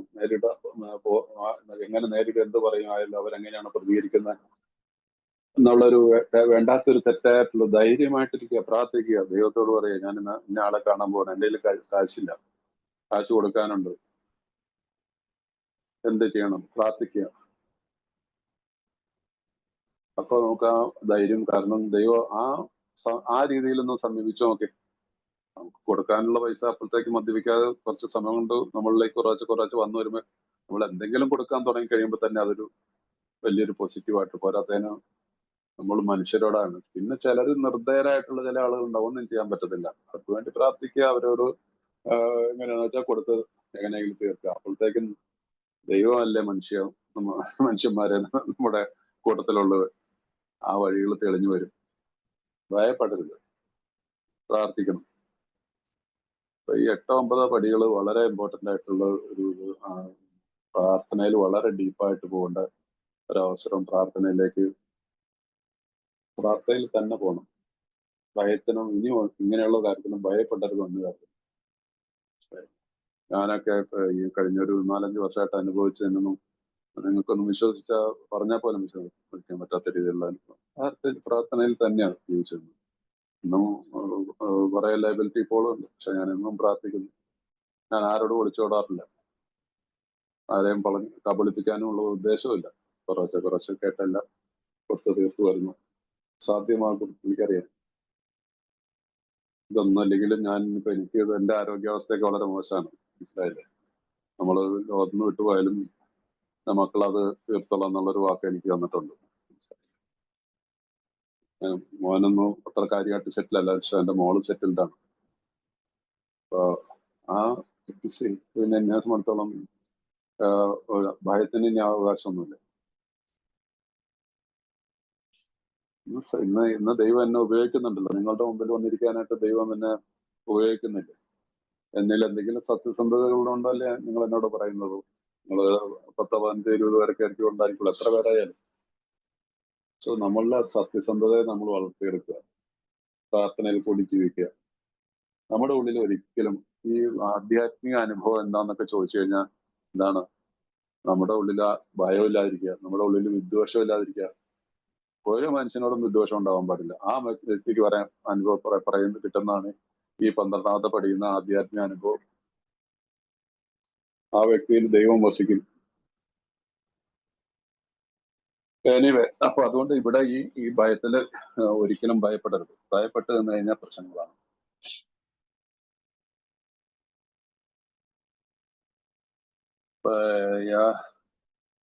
യെസ്, എന്തൊക്കെയാണെങ്കിലും പണം കൊടുക്കാനുള്ളവരെ കുറിച്ചുള്ള ഭയം ഞങ്ങൾ ദൂരീകരിക്കും. കാരണം അവനെ നേരിടാൻ ഞങ്ങൾ ഭയന്നാൽ ഞങ്ങൾ കുടിക്കാൻ നിർബന്ധരാണ്. അപ്പൊ ഭയം ജീവിച്ചു കഴിഞ്ഞാൽ നമ്മളൊരു ദിവസം പോയി കുടിച്ചിരിക്കും. അതായില്ലേ?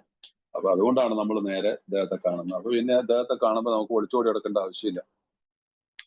ഉള്ള കാര്യം തുറന്ന് സംസാരിക്കും. ഒരുപക്ഷെ ഇങ്ങനെയുള്ള ചില വ്യക്തികളുടെ കാര്യത്തിൽ നമ്മുടെ സ്പോൺസറോ അല്ലെങ്കിൽ നമ്മുടെ കൂട്ടത്തിലുള്ള ഏതെങ്കിലും ഒരു സീനിയർ മെമ്പറോ വേണമെങ്കിൽ ദയവായിട്ട് സംസാരിക്കാൻ വരും. മനസ്സിലായില്ല? അപ്പൊ അതുകൊണ്ട് ഇന്ന് പഴയ കാലം പോലെ ഒന്നുമല്ല. ഇപ്പൊ ഇഷ്ടം പോലെ നിയമങ്ങളുണ്ട്. മനസ്സിലായില്ല? ആരെയും അങ്ങനെ ദ്രോഹിക്കാനൊന്നും പറ്റത്തില്ല. അപ്പൊ അതുകൊണ്ട് നമ്മൾ ധൈര്യമായിട്ട് ഇരിക്കണം. ഭയത്തിൽ നിന്ന് പുറത്തു വരണം. ഈ 6-7 പടികളിൽ കൂടി നമ്മൾ പ്രാർത്ഥിച്ച് ഭയത്തിൽ നിന്ന് പുറത്താണ് അതിന്റെ പ്രാക്ടിക്കൽ ഈ സ്പിരിച്വൽ ലൈഫാണിത്. It's not a theory, we have to live it. അപ്പൊ നമ്മൾ ഈ തിയറി പഠിച്ചു അത് നമുക്ക് അത് ജീവിച്ചാൽ മതിയാവും. ആ ജീവിക്കണമെങ്കിൽ നമ്മൾ ഈ ഭയത്തിൽ നിന്ന് പുറത്തു വരാനായിട്ട് ഇങ്ങനെയുള്ള രീതിയിൽ തന്നെ പറയണം. ഇങ്ങനെയുള്ള രീതിയിൽ തന്നെ പോകാൻ സാധ്യമാണ്. അതിൽ കൂടി വിജയിച്ചവരല്ലേ ഇന്ന് നമ്മുടെ ഏലൊക്കെ ഉള്ളത്.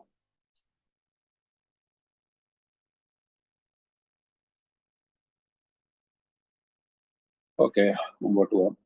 ഞങ്ങൾ ഒരു ക്രിമിനൽ കുറ്റം ചെയ്യുകയും അത് അധികാരികൾ അറിയാൻ ഇടവരികയും ചെയ്താൽ അതൊരു പക്ഷേ ഞങ്ങളെ ജയിലിൽ എത്തിച്ചേക്കാം. കണക്കിൽ കുറഞ്ഞ പണവും അത് നികത്താനുള്ള മാർഗമില്ലാതെ കുഴയുന്ന അവസ്ഥയിൽ ഞങ്ങളെത്താം. ഈ വക കാര്യങ്ങൾക്ക് മറ്റൊരാളെ ഞങ്ങൾ ഏറ്റുപറഞ്ഞിട്ടുണ്ട്. എങ്കിലും ഇക്കാര്യങ്ങൾ പുറത്തറിഞ്ഞാൽ ജയിലടക്കപ്പെടുകയോ ജോലി നഷ്ടപ്പെടുകയോ ചെയ്തേക്കാം. ഒരുപക്ഷെ കണക്ക് സൂക്ഷിക്കുന്ന നിസ്സാരമായ എന്തെങ്കിലും പാകപ്പിഴയാകാം അത്. ഞങ്ങളിൽ പലർക്കും അത് പലപ്പോഴും സംഭവിച്ചിട്ടുണ്ട്. ഒരുപക്ഷെ ഞങ്ങൾ വിവാഹമോചനം നടത്തുകയും പുനർവിവാഹം ചെയ്യുകയും അതേസമയം ആദ്യം തന്നെ ബാധ്യവാരി കൊടുക്കേണ്ടെന്ന് യുവനാശം കൊടുക്കാതിരിക്കുകയും ചെയ്യുന്നുണ്ടാവും. അതുകൊണ്ട് ദരിദ്രയായവൾ ഞങ്ങളെ അറസ്റ്റ് ചെയ്യുന്നതിനോട് വാറന്റ് വെച്ചിട്ടുണ്ടാവും. ഇതും സാധാരണ കുഴപ്പങ്ങളിൽപ്പെട്ട ഒന്ന് തന്നെയാണ്. അപ്പൊ ഇവിടെ 2-3 കാര്യങ്ങൾ പറയുന്നുണ്ട്. ചില ക്രിമിനൽ കുറ്റങ്ങൾ ചെയ്തിട്ടുള്ള ഒരാളാണോ, സാമ്പത്തികമായിട്ടുള്ള തിരിമറികൾ നടത്തുന്ന. ഞാൻ 4 എഴുതി 5-ൽ വ്യക്തിയോടും പറഞ്ഞിട്ടുണ്ട്. പക്ഷേ ഇത് വേറൊരാളോട് ഇപ്പൊ ഞാൻ ഇപ്പൊ ഗവൺമെന്റ് സർവീസിൽ ജോലി ചെയ്ത ഒരാളാണ്. അപ്പൊ ഞാൻ ഗവൺമെന്റ് എന്റെ ഒരുപാട് പൈസ ഭയങ്കര ലക്ഷങ്ങളൊന്നും അല്ലെങ്കിൽ പോലും 1 രൂപ പോലും നമ്മുടെ ഗവൺമെന്റ് ട്രഷറിയിൽ നിന്ന് നമ്മുടെ പോക്കറ്റിൽ വരാൻ പാടില്ല എന്നുള്ള കണക്ക്. മനസ്സിലായില്ല? പക്ഷെ ഇവിടെയൊക്കെ 1000-കണക്കിന് രൂപ കാലത്ത് നമ്മൾ ചെയ്തിട്ടുണ്ട്. അത് വീണ്ടും ചെന്ന് ഓഫീസിൽ ചെന്നിട്ട് പറയാൻ പറ്റുമെങ്കിൽ അങ്ങനെയൊക്കെ അത് തന്നെ നമ്മള് വലിയ വില കൊടുക്കുന്നത്. അതുകൊണ്ട് അങ്ങനെയുള്ളിടത്ത് നമ്മള് അതിനും പരിഹാരമുണ്ട്. മനസ്സിലായില്ല? അത് നമ്മുടെ സ്പോൺസർ പറഞ്ഞത്. സ്പോൺസറുമായിട്ട് ചിന്തിച്ചു കഴിഞ്ഞാൽ അതിനുള്ള തുക ആ തുകയ്ക്കൊക്കെ ഉള്ളത് നമുക്ക് മറ്റുള്ളവരെ സഹായിക്കാൻ എവിടെയെങ്കിലും ഉപയോഗിക്കാം. ചിലപ്പോൾ ഒരു കഷ്ടപ്പെടുന്ന ഒരു മദ്യപനായിരിക്കും. ആശുപത്രി കിടക്കുന്ന ഒരു നിസ്സഹായാവസ്ഥയുള്ള ഒരു കുടുംബമായിരിക്കാം. അങ്ങനെയൊക്കെ അത് പല രീതിയിൽ അതിനൊക്കെ അല്ലെങ്കിൽ പിന്നെ ഇതൊക്കെ പുറത്തറിഞ്ഞാൽ ജയിലിൽ പോകത്തില്ല. പിന്നെ പുനർവിവാഹം കഴിച്ചിട്ടുള്ള ആളുകളുണ്ടാവും. അവര് ആദ്യ ഭാര്യയ്ക്ക് ജോലി വേറെ കല്യാണം കഴിക്കും, ആദ്യ ഭാര്യയ്ക്കൊന്നും കൊടുക്കാതെ അറസ്റ്റ് വാറന്റ് ഒക്കെ വെച്ചിട്ട് ഇങ്ങനെയൊക്കെയുള്ള പ്രശ്നങ്ങൾ ഒരുപാട് വരാം. കോടതി കയറി കിടക്കുന്ന പല കേസും. ഇങ്ങനെ ഇത്തരം കുഴപ്പങ്ങൾ പല രൂപത്തിലാണ് ഞങ്ങളെ സംബന്ധിച്ചിടത്തോളം ഞങ്ങൾ നയിക്കുന്ന ചില പൊതു തത്വങ്ങളുണ്ട്. ഒരു ആത്മീയ അനുഭവം ലഭ്യമാകുന്നതിന്റെ എത്ര ദൂരം പോകാൻ ഞങ്ങൾ തയ്യാറെന്ന കാര്യം സ്വയം ഓർപ്പിച്ചുകൊണ്ട് വീണ്ടും ഓർക്കുകയാണ്. മനസ്സിലായല്ലേ?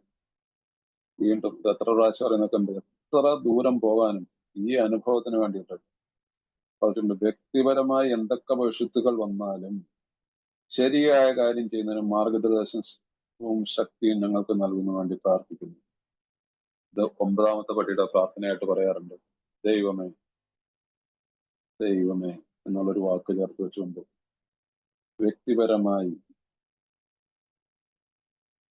എനിക്ക് വ്യക്തിപരമായി എന്തൊക്കെ ഭവിഷ്യത്തുകൾ വന്നാലും ശരിയായ കാര്യം ചെയ്യുന്നതിന് മാർഗനിർദ്ദേശവും ശക്തിയും എനിക്ക് നൽകുന്നതിന് വേണ്ടി ഞാൻ പ്രാർത്ഥിക്കുന്നു. ഇങ്ങനെ ഒരു ചെറിയ വാക്കുകളുടെ ഒരു മാറ്റം വരുത്തിയാൽ മതി. 9ാമത്തെ പടിയുടെ പ്രായരായിട്ട് നമുക്ക് അതിനെ കാണാം. കാരണം ഈ ആത്മീയ ജീവിതം ഈ അനുഭവം ലഭിക്കുന്നതിനെ കൊണ്ട് എത്ര ദൂരം പോകാൻ നമ്മൾക്ക് ഇപ്പൊ കഴിഞ്ഞ പേജിൽ നമ്മൾ വായിച്ചാണ് അല്ലേ? നമ്മൾ എത്ര ദൂരം പോകാൻ 59ാമത്തെ പേജിൽ എഴുതിയിട്ടുണ്ട്. ഞങ്ങൾക്കുള്ള നിങ്ങൾക്ക് വേണോ, നിങ്ങൾക്ക് ആഗ്രഹമുണ്ടെങ്കിൽ എത്ര ദൂരം പോകാൻ നിങ്ങൾ സന്നദ്ധമാണെങ്കിൽ. ഇവിടെ ഇത് തന്നെയാണ് പറയുന്നത്. ഈ ആത്മീയ അനുഭവം ലഭിക്കുന്ന എത്ര ദൂരം പോകാനും ഞങ്ങൾ തയ്യാറെന്ന കാര്യം സ്വയം ഓർപ്പിച്ചുകൊണ്ട് നമ്മൾ പ്രാർത്ഥിക്കുകയാണ്. ദൈവമേ വ്യക്തിപരമായി എന്തൊക്കെ ഭവിഷ്യത്തുകൾ വന്നാലും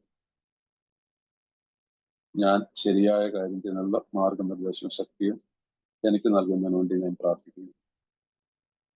സത്യസന്ധമായിട്ട് പ്രാർത്ഥിച്ചാൽ മതി. എത്ര വലിയ പ്രശ്നങ്ങൾ ഉണ്ടായാലും അതിനൊക്കെ പരിഹാരമുണ്ട്. ഞങ്ങളുടെ ജോലിയും മാന്യതയും നഷ്ടപ്പെട്ടേക്കാം, ജയിലിൽ പോകേണ്ടി വന്നേക്കാം. എങ്കിലും ശരിയായ കാര്യം ചെയ്യുന്നത് ഞങ്ങൾ ആഗ്രഹിച്ചുകൊണ്ടിരിക്കും. ഞങ്ങൾക്ക് അങ്ങനെ ചെയ്യേണ്ടതുണ്ട്. ഒന്നിന്റെ മുമ്പിലും ഞങ്ങൾ കീഴ്പ്പെടുത്തു പോകരുത്. ഒന്നിന്റെ മുമ്പിലും നമ്മൾ കീഴ്പ്പെട്ടു പോകരുത്. വി ഷുഡ് ബി ഫിയർലെസ്, അല്ലെങ്കിൽ we do not shrink.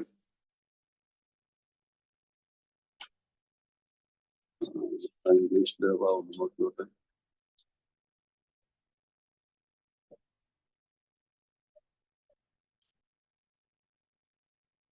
Yes, ആ പാരഗ്രാഫ് നല്ലൊരു പാരഗ്രാഫാണ്. Although these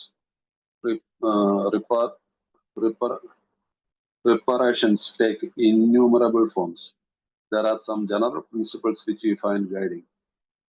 ഇവിടെ നിന്ന് പോലെ ശ്രദ്ധിച്ചോളാം. Reminding ourselves that we have decided to go to any lengths to find spiritual experience. ആത്മീയ അനുഭവം കിട്ടാൻ വേണ്ടി നമ്മൾ എത്ര ദൂരം പോകാൻ നമ്മൾ. അതിനുശേഷമുള്ള പ്രയറാണ് ഗോഡ്, അത് ഇല്ല ഞാൻ ചേർത്ത് വായിക്കുന്നു. We ask that we be given strength and direction to go to do the right thing, no matter what personal consequences may be. ഇവിടെ നമ്മൾ ഇങ്ങനെ പ്രാർത്ഥിക്കുകയാണ്. God, please give me strength and direction to do the right thing, no matter what the personal consequences may be. ഇതിന് നമ്മൾ 9ാമത്തെ പടിയുടെ പ്രാർത്ഥനയായിട്ട് നിങ്ങൾക്ക് വേണമെങ്കിൽ underline ചെയ്ത് വെച്ച് കഴിഞ്ഞാൽ പ്രയോജനപ്പെടും. We may lose our position or reputation or face jail, but we are willing. നമ്മൾ ഭയപ്പെടുന്നില്ല. We have to be. We must not shrink at anything. We have to be fearless.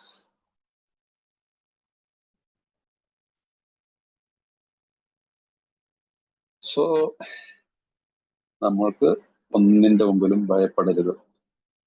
ഈ പ്രാർത്ഥനകൾ 9ാമത്തെ പടിയുടെ പ്രയറായിട്ട് ആർക്കെങ്കിലും താല്പര്യമുള്ളവർ എഴുതിയിട്ടുള്ളൂ. ഇതൊന്നും അങ്ങനെ പ്രിന്റഡ് ഫോർമാറ്റിലുള്ളതല്ല. ബിഗ് ബുക്ക് സ്റ്റഡികളിൽ സ്പോൺസേഴ്സ് പറഞ്ഞു തരുന്ന കാര്യങ്ങളാണ്. ഇത് പ്രാക്ടീസും ചെയ്ത് നോക്കുക ഈ പ്രയറൊക്കെ. അപ്പൊ നമുക്ക് മനസ്സിലാവും ഇതിന്റെ ഗുണങ്ങൾ.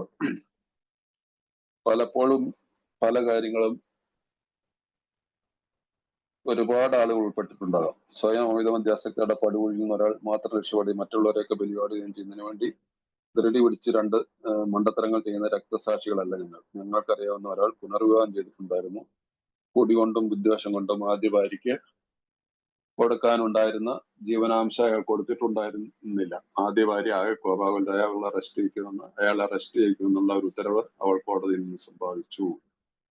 അയാൾ ഞങ്ങളുടെ ശൈലി അഥവാ ജീവിതശൈലി ആരംഭിച്ചിട്ടുണ്ടായിരുന്നുള്ളൂ. അയാൾക്ക് ഒരു ജോലി കിട്ടിയതിനു ശേഷം കുഴപ്പങ്ങളിൽ നിന്ന് അല്പാൽപമായി രക്ഷപ്പെട്ടുകയായിരുന്നു.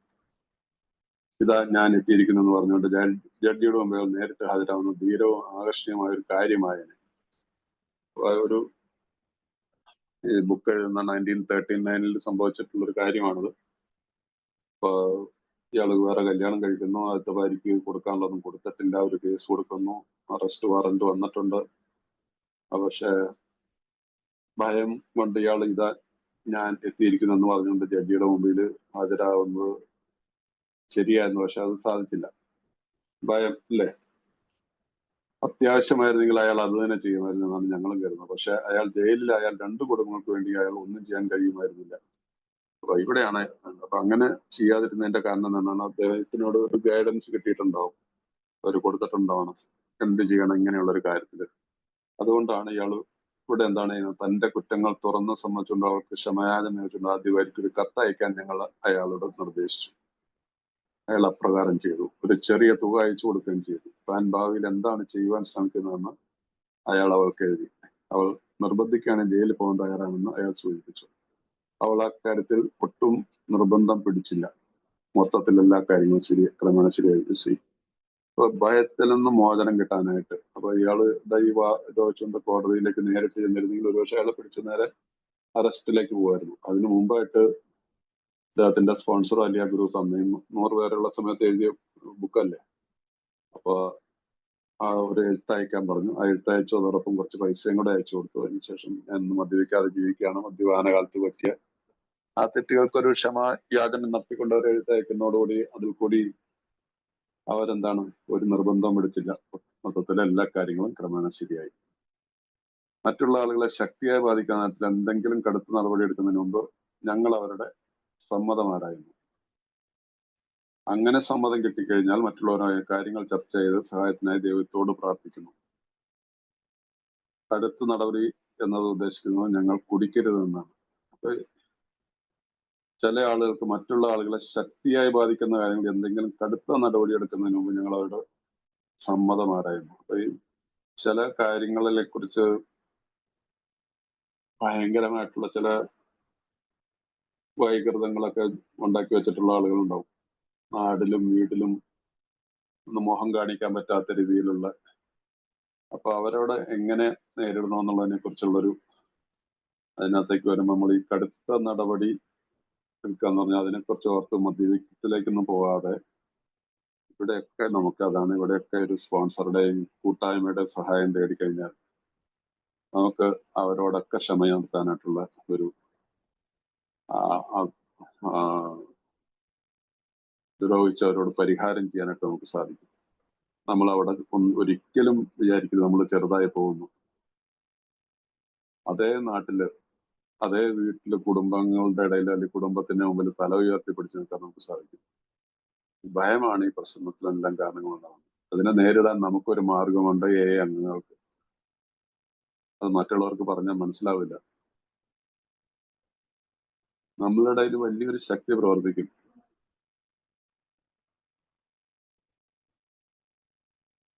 സോ അതുകൊണ്ട് ഈ കാര്യം ഓർത്തിരിക്കുക. ഈ കാര്യങ്ങളൊക്കെ ഇങ്ങനെയുള്ള കാര്യങ്ങളൊക്കെ ചെയ്യുമ്പോൾ ഇതൊരു സുഹൃത്തിന്റെ കഥ ഞങ്ങളുടെ മനസ്സിലേക്ക് ഇതൊരു സുഹൃത്തിന്റെ കഥ ഞങ്ങളുടെ മനസ്സിലേക്ക് വന്നു. കുടിച്ചുകൊണ്ടിരുന്നപ്പോൾ വളരെയേറെ വർത്തിയിരുന്ന അയാളുടെ ബിസിനസ് ഒരാളോട് രസീതൊന്നും കൊടുക്കാതെ അയാൾ കുറച്ച് പണം കൊടുക്കുകയായിരുന്നു. അയാൾ പിന്നീട് അങ്ങനെ വാങ്ങിച്ചെന്ന കാര്യം നിഷേധിക്കുക, സംഭവം അവരെ അവമാനിക്കുന്നതിനോട് ഉപാധി അതൊക്കെ. അങ്ങനെ അയാളുടെ നിഷ്പ്രവൃത്തി മറ്റൊരാളുടെ മാന്യത നശിപ്പിക്കുന്ന മാർഗമായി യഥാർത്ഥത്തിൽ അയാളുടെ എതിരാളി നശിപ്പിക്കപ്പെട്ടു. മനസ്സിലായി. രണ്ട് ഫ്രണ്ട്സ് തമ്മിലുള്ള ഒരു അടുത്ത സുഹൃത്തുക്കളായിരുന്നു. അതിനുശേഷം അദ്ദേഹത്തിന്റെ ബിസിനസ്സിലുള്ള എതിരാളിയോട്, പക്ഷെ രണ്ടുപേരും സെയിം ബിസിനസ് ആയിരിക്കും, പക്ഷെ സുഹൃത്തുക്കളായിരുന്നു. പക്ഷെ രസീത് ഒന്നും കൊടുക്കാതെ നല്ലൊരു തുക വാങ്ങിയിരുന്നു. ഒരു റെസീറ്റുമില്ല, എഗ്രിമെന്റ് ഒന്നും ഇല്ലാതെ വിശ്വാസത്തിന്റെ പുറത്ത്. പക്ഷെ അദ്ദേഹം എന്താ ചെയ്തത്, നമ്മുടെ അംഗമായിട്ടുള്ള ആൾ എന്താ ചെയ്തത്, മറ്റേയാളെ അംഗമാണോ എന്നുള്ളത് നമുക്കറിയത്തില്ല. അതായാലും അദ്ദേഹം നിഷേധിച്ചു, ഞാൻ കാശ് മേടിച്ചിട്ടില്ല, ഇയാൾ എന്നെ കുറിച്ച് ചീത്ത പറഞ്ഞിട്ട് നടക്കണമെന്നും പറഞ്ഞിട്ട് അതിൽ കൂടി മറ്റേ ആളുടെ മാന്യത, ഇയാളൊരു കളവ് പറഞ്ഞ ഒരാളെ നല്ലൊരു മനുഷ്യനെ ചീത്തയാക്കാണെന്നുള്ള രീതിയിൽ കുറിച്ച് അയാളെക്കുറിച്ച് വളരെ മോശക്കാരനായിട്ട് അയാൾ എതിരാളി നശിപ്പിക്കപ്പെട്ടു എന്നാണ് അതിനകത്ത് മലയാളത്തിൽ കൊടുത്തിരിക്കുന്നത്. അതിനകത്ത്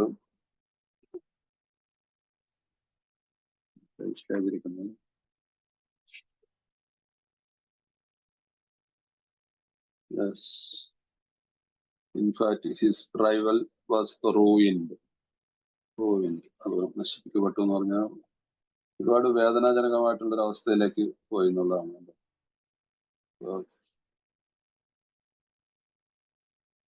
ആ രീതിയിൽ നമ്മളൊരു ക്യാരക്ടർ അസാസിനേഷൻ എന്നൊക്കെ, ഒരു വ്യക്തിഹത്യ, അതാണ് ശരിയായിട്ടുള്ള ഒരു വാക്ക്. അയാൾ ചെയ്യാത്തൊരു കാര്യത്തിന് അയാളെ കുറിച്ച് പറഞ്ഞ് ഇയാൾ സ്ഥാപിക്കും. കാരണം ഇയാളുടെ വാക്ക് ഇപ്പൊ വിശ്വസിക്കൊന്നുമില്ല. ഇയാൾ വെള്ളടിയൊക്കെ നിർത്തിയിട്ട് വലിയ മാന്യനായിട്ട് ജീവിക്കുകയല്ലേ. അപ്പൊ അയാള് പറഞ്ഞായിരിക്കും അവിടെയുള്ള ആളുകൾ വിശ്വസിച്ചതും ഇയാള് ഒരു വ്യക്തിഹത്യ നടക്കുകയാണ് ഉണ്ടായത്. തനിക്ക് ഒരിക്കലും ശരിയാക്കാൻ പറ്റാത്ത ആ തെറ്റ് താൻ ചെയ്തിട്ടുള്ള അയാൾക്ക് തോന്നി. അപ്പൊ അയാൾക്ക് കുറ്റബോധം തോന്നി. ഈ പഴയ കാര്യം അയാൾ പുറത്തെടുത്താൽ അത് അയാളുടെ ബിസിനസ് പങ്കാളിയുടെ മാന്യത ബാധിക്കുക, അയാളുടെ കുടുംബത്തിന്റെ മാന്യത നഷ്ടപ്പെടുത്തുകയും തന്റെ ഉപജീവനം അടഞ്ഞു പോവുകയും ചെയ്യുമെന്ന് അയാൾ ഭയപ്പെട്ടു. അയാളെ ആശ്രയിച്ചു കഴിയുന്നവരെ അയാളുടെ കുഴപ്പങ്ങൾ ഉൾപ്പെടുത്തുവാൻ അയാൾക്ക് എന്താണ് അവകാശം? തന്റെ എതിരാളിയെ കുറ്റകൃത്യനാക്കിക്കൊണ്ടുള്ള ഒരു പരസ്യ പ്രസ്താവന അയാൾക്ക് എങ്ങനെ ചെയ്യാൻ കഴിയും? അയാളുടെ ഭാര്യയെയും ബിസിനസ് പാർട്ട്ണറെയും കണ്ട് സംസാരിച്ചിട്ട് അയാളുടെ ഒരു തീരുമാനത്തിലെത്തി.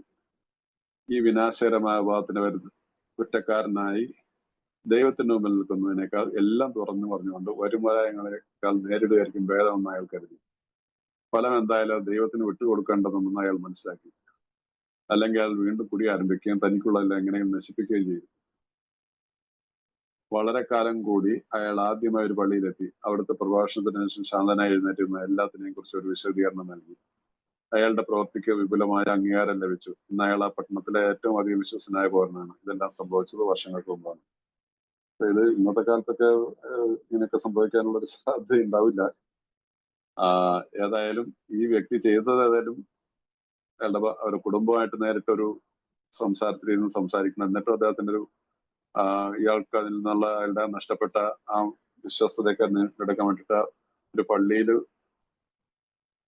നടക്കുന്ന കുർബാനയ്ക്ക് ഇടയിൽ അദ്ദേഹം ഈ വ്യക്തി എഴുന്നേറ്റ് നിന്നിട്ട് ഇങ്ങനെ അദ്ദേഹം ചെയ്താണ്, അദ്ദേഹം പൈസ മേടിച്ചിട്ട് ഞാൻ കളവ് പറഞ്ഞാണ്, അദ്ദേഹം തെറ്റുകാരനല്ല എന്നുള്ളതിനെ കുറിച്ച് പറയുന്നു. വളരെ ഒരു സത്യസന്ധമായിട്ടുള്ള ഇന്ന് അതൊക്കെ അത്രമാത്രം സാധ്യമാണെന്നോ അങ്ങനെയൊന്നും ചെയ്യേണ്ട ആവശ്യം വരാതെ തന്നെ നമുക്ക് ഇന്നിപ്പോ ഒരു ഗ്രൂപ്പിലൊക്കെ തന്നെ തീർക്കാവുന്നതായിരിക്കും. അല്ലെങ്കിൽ ഒരു ഫാമിലി ഗ്യാതറിങ്ങിലൊക്കെ നമുക്ക് തീർക്കാമായിരിക്കും. പള്ളിയിലൊക്കെ പോയിട്ടൊക്കെ അത് ചെയ്യേണ്ട ഒരു സാഹചര്യം ഉണ്ടാവാൻ സാധ്യതയില്ലായിരിക്കും. എനിവേ, ഇതിനകത്തുള്ള കാതലായിട്ടുള്ള അർത്ഥം നമുക്ക് ഇതിൽ നിന്ന് മോചനം കിട്ടും എന്നുള്ളതാണ്. നമ്മൾ തുറന്ന് സമ്മതിക്കുന്നു ഞാൻ ചെയ്ത തെറ്റുകളെ. ഇനിയുള്ളത് ഗാർഹികമായും പ്രശ്നങ്ങൾ ഉണ്ടാകാൻ സാധ്യതയുണ്ട്. പുറത്തു പറയാൻ മടിക്കുന്ന തരത്തിലുള്ള രീതിയിൽ നാം സ്ത്രീകളുമായി ഒരു പക്ഷേ ഇടപഴകുന്നവരാണ്. ഇക്കാര്യത്തിൽ മറ്റാളുകളിൽ നിന്ന് അടിസ്ഥാനപരമായി കൂടുതൽ മോശപ്പെട്ടവരോ ആണോ അമിത മധ്യസ്ഥക്കെന്ന് ഞങ്ങൾക്ക് സംശയമുണ്ട്. അത് ഈ ഡൊമസ്റ്റിക് വയലൻസ് എന്നുള്ളത് ഇന്നിപ്പോ ഭയങ്കരമായിട്ട് ഉപകരിക്കുന്ന കാലമാണ്. അതിന് മദ്യപാനികളുടെ വീട്ടിലെല്ലാം ഇതുണ്ട്. പിന്നെ പുറത്ത് പറയാൻ മടിക്കുന്ന രീതിയിൽ നാം സ്ത്രീകളുമായി ഒരു പക്ഷേ ഇടപെടുന്നവരൊക്കെ.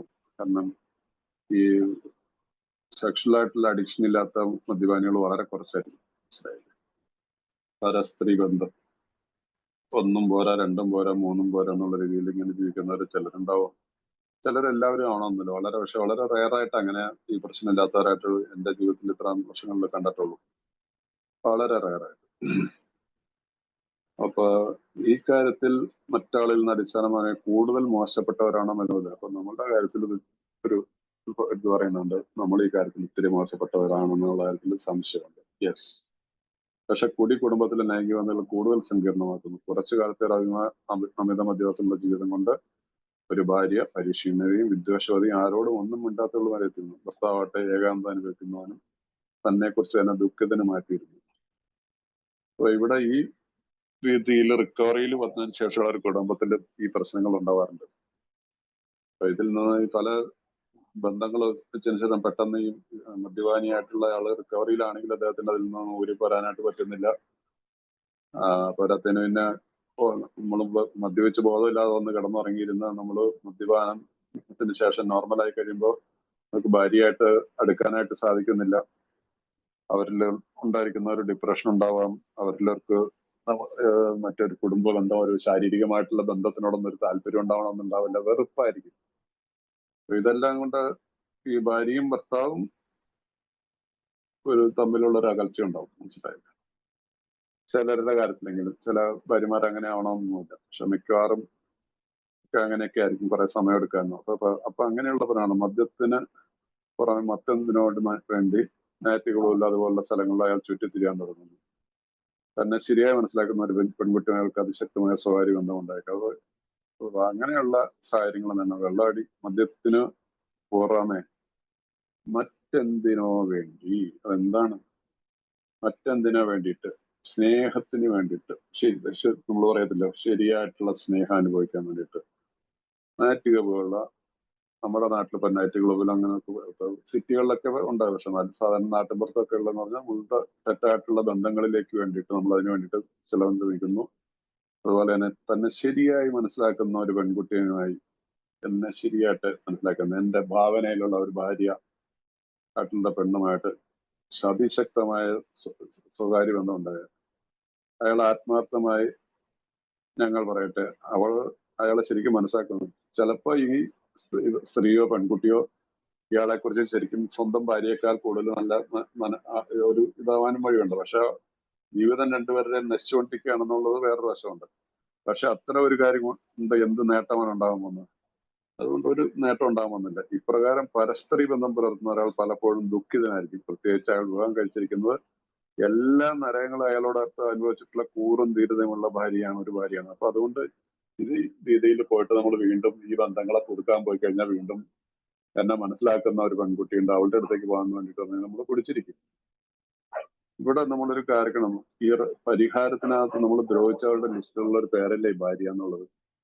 അപ്പൊ പിന്നെ നമ്മളിങ്ങനെ പരസ്പരി ബന്ധം പുലർത്തുന്ന അതിനെക്കുറിച്ച് ഭാര്യയ്ക്ക് അറിയാമെങ്കിലും ചെയ്യാമെങ്കിൽ പിന്നെ തീർച്ചയായിട്ടും അത് ഇതില്ല. അപ്പൊ പിന്നെ അപ്പൊ അങ്ങനെ കൊണ്ട് പലപ്പോഴും നമ്മൾ ദുഃഖിതനായിരിക്കും.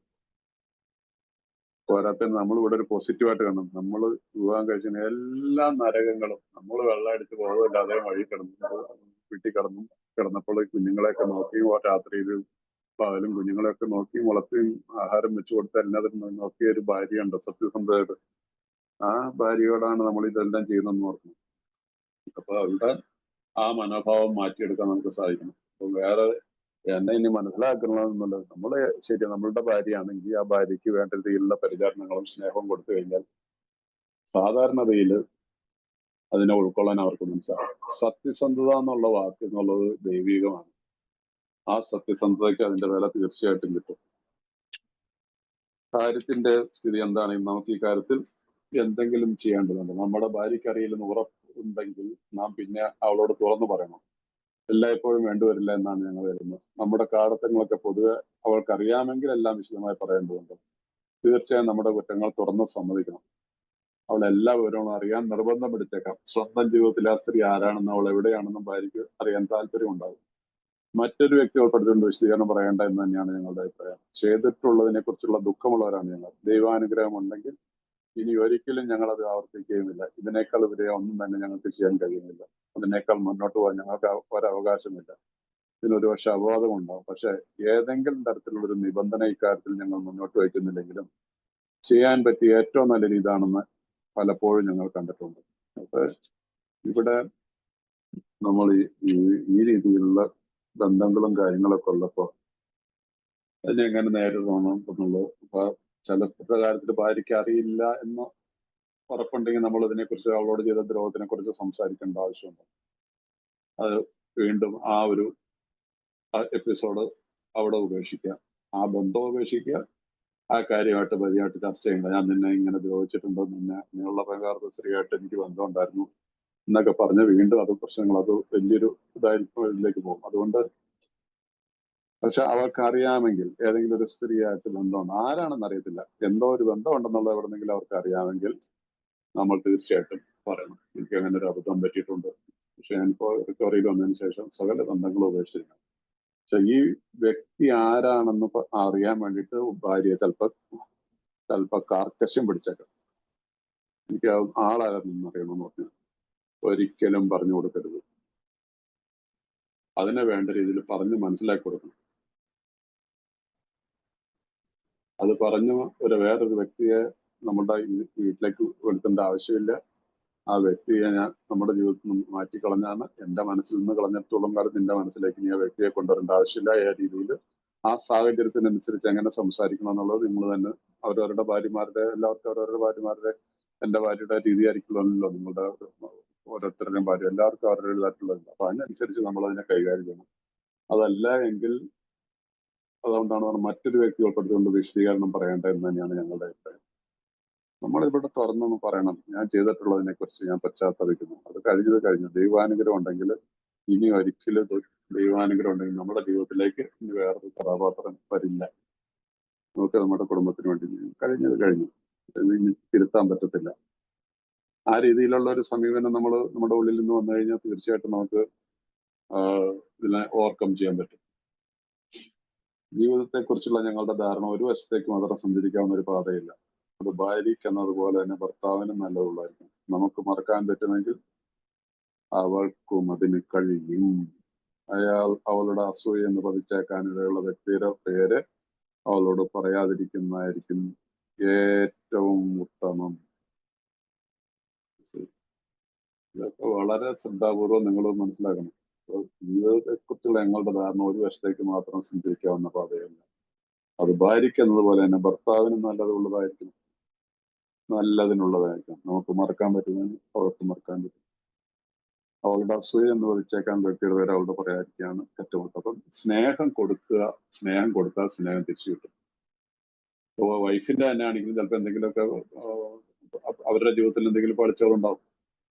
അപ്പോൾ അവരോടും പൊറുക്കാൻ സാധിക്കണം. ഇതെല്ലാം കാര്യങ്ങളിൽ ഒരു മദ്യപാനിയുടെ ഭാര്യയുടെ ജീവിതത്തിൽ അവർ പല അലംഭാവങ്ങളിലൊക്കെ ജീവിച്ചിട്ടുണ്ടാവും. ഒരുപക്ഷെ വേറെ പുരുഷനായിട്ടൊന്നും ബന്ധം ഉണ്ടായിരുന്നുണ്ടാവില്ല. വേറെ പല രീതിയിലും പല ഇത് ചെയ്തിട്ടുണ്ടാവില്ല. ഇപ്പൊ ഈ അടുത്ത കാലത്തൊക്കെ ഈ സോഷ്യൽ മീഡിയ ഒരുപാട് വന്നതോടുകൂടിയുണ്ടല്ലോ, ഒരുപാട് പ്രശ്നങ്ങൾ മദ്യപാനികളുടെ കുടുംബങ്ങളിൽ സംഭവിക്കുന്നുണ്ട്. ഈ ചാറ്റിങ് ഞാൻ 4 ദിവസം അത്ഭുതപ്പെട്ടു. ഞാൻ പോലും എന്താണ് ഈ വാട്സപ്പ് അല്ലാതെ വേറെ ഒരെണ്ണമുണ്ടല്ലോ, പേരും പറഞ്ഞു.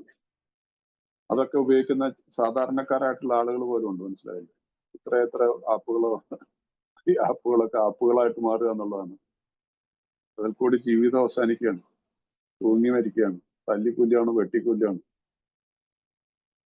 ട്രെയിനിന്റെ മുമ്പിൽ ചാടി ആത്മഹത്യയാണ്, പിള്ളേരെ കൊണ്ടെടുത്ത് കിണറ്റിലേക്ക് എടുത്തിയാടാണ്. ഒരു പരിചയമില്ലാത്തതിന് ഭർത്താവ് ഗൾഫിലാണ്, സകല സ്വർണവും അയച്ചു കൊടുത്ത കാശം എല്ലാം വെറുതെ എടുത്ത് കൊടുത്തായിരുന്നു. അപ്പൊ ഇങ്ങനെയൊക്കെയുള്ള ഒരു സാഹചര്യങ്ങൾ ഒത്തിരി കൂടി വന്നിട്ടുണ്ട്. ഈ ബുക്ക് എഴുതുമ്പോഴുള്ള കാര്യം ഇത്രയും വലിയ കാര്യങ്ങളൊന്നും ഉണ്ടാവില്ലായിരിക്കും. പക്ഷെ എങ്കിൽ പോലും പറയുന്നത് നമുക്ക് മറക്കാൻ പറ്റുമെങ്കിൽ അവരും നമ്മളോട് മറക്കും. നമുക്ക് മറക്കാൻ പറ്റണം, അവരും മറക്കും. അത് ഞാൻ പറയുന്നത് ഇതിനകത്തെല്ലാം ദൈവികമായിട്ടുള്ള ഇടപെടലുണ്ടോ. അപ്പൊ forgive and forget. Forgive and forget each other എന്ന് പറയും. മറക്കണം, അതിനുവേണ്ടി പ്രാർത്ഥിക്കണം. അപ്പൊ ഇന്ന് നമുക്ക് ഇവിടെ വെച്ച് നിർത്താം. ബാക്കി നിങ്ങളുടെ എന്തെങ്കിലും ഇതൊക്കെ ഉണ്ടെങ്കിൽ ചോദ്യങ്ങളോ എന്തെങ്കിലും കാര്യങ്ങളൊക്കെ ഉണ്ടെങ്കിൽ ചോദിക്കാം. അല്ലെങ്കിൽ നമുക്ക് നിങ്ങളുടെ അനുഭവങ്ങൾ പറയാം. ഇന്നത്തെ ഡെയിലി റിഫ്ലക്ഷൻ നല്ല ഡെയിലി റിഫ്ലക്ഷൻ ആണ്. ഇതിനെക്കുറിച്ച് ചർച്ച എന്തുവേണമെങ്കിലും ചെയ്യാം. Okay, thank you very much. നിങ്ങളെല്ലാവരും വന്നതിന് സന്തോഷം.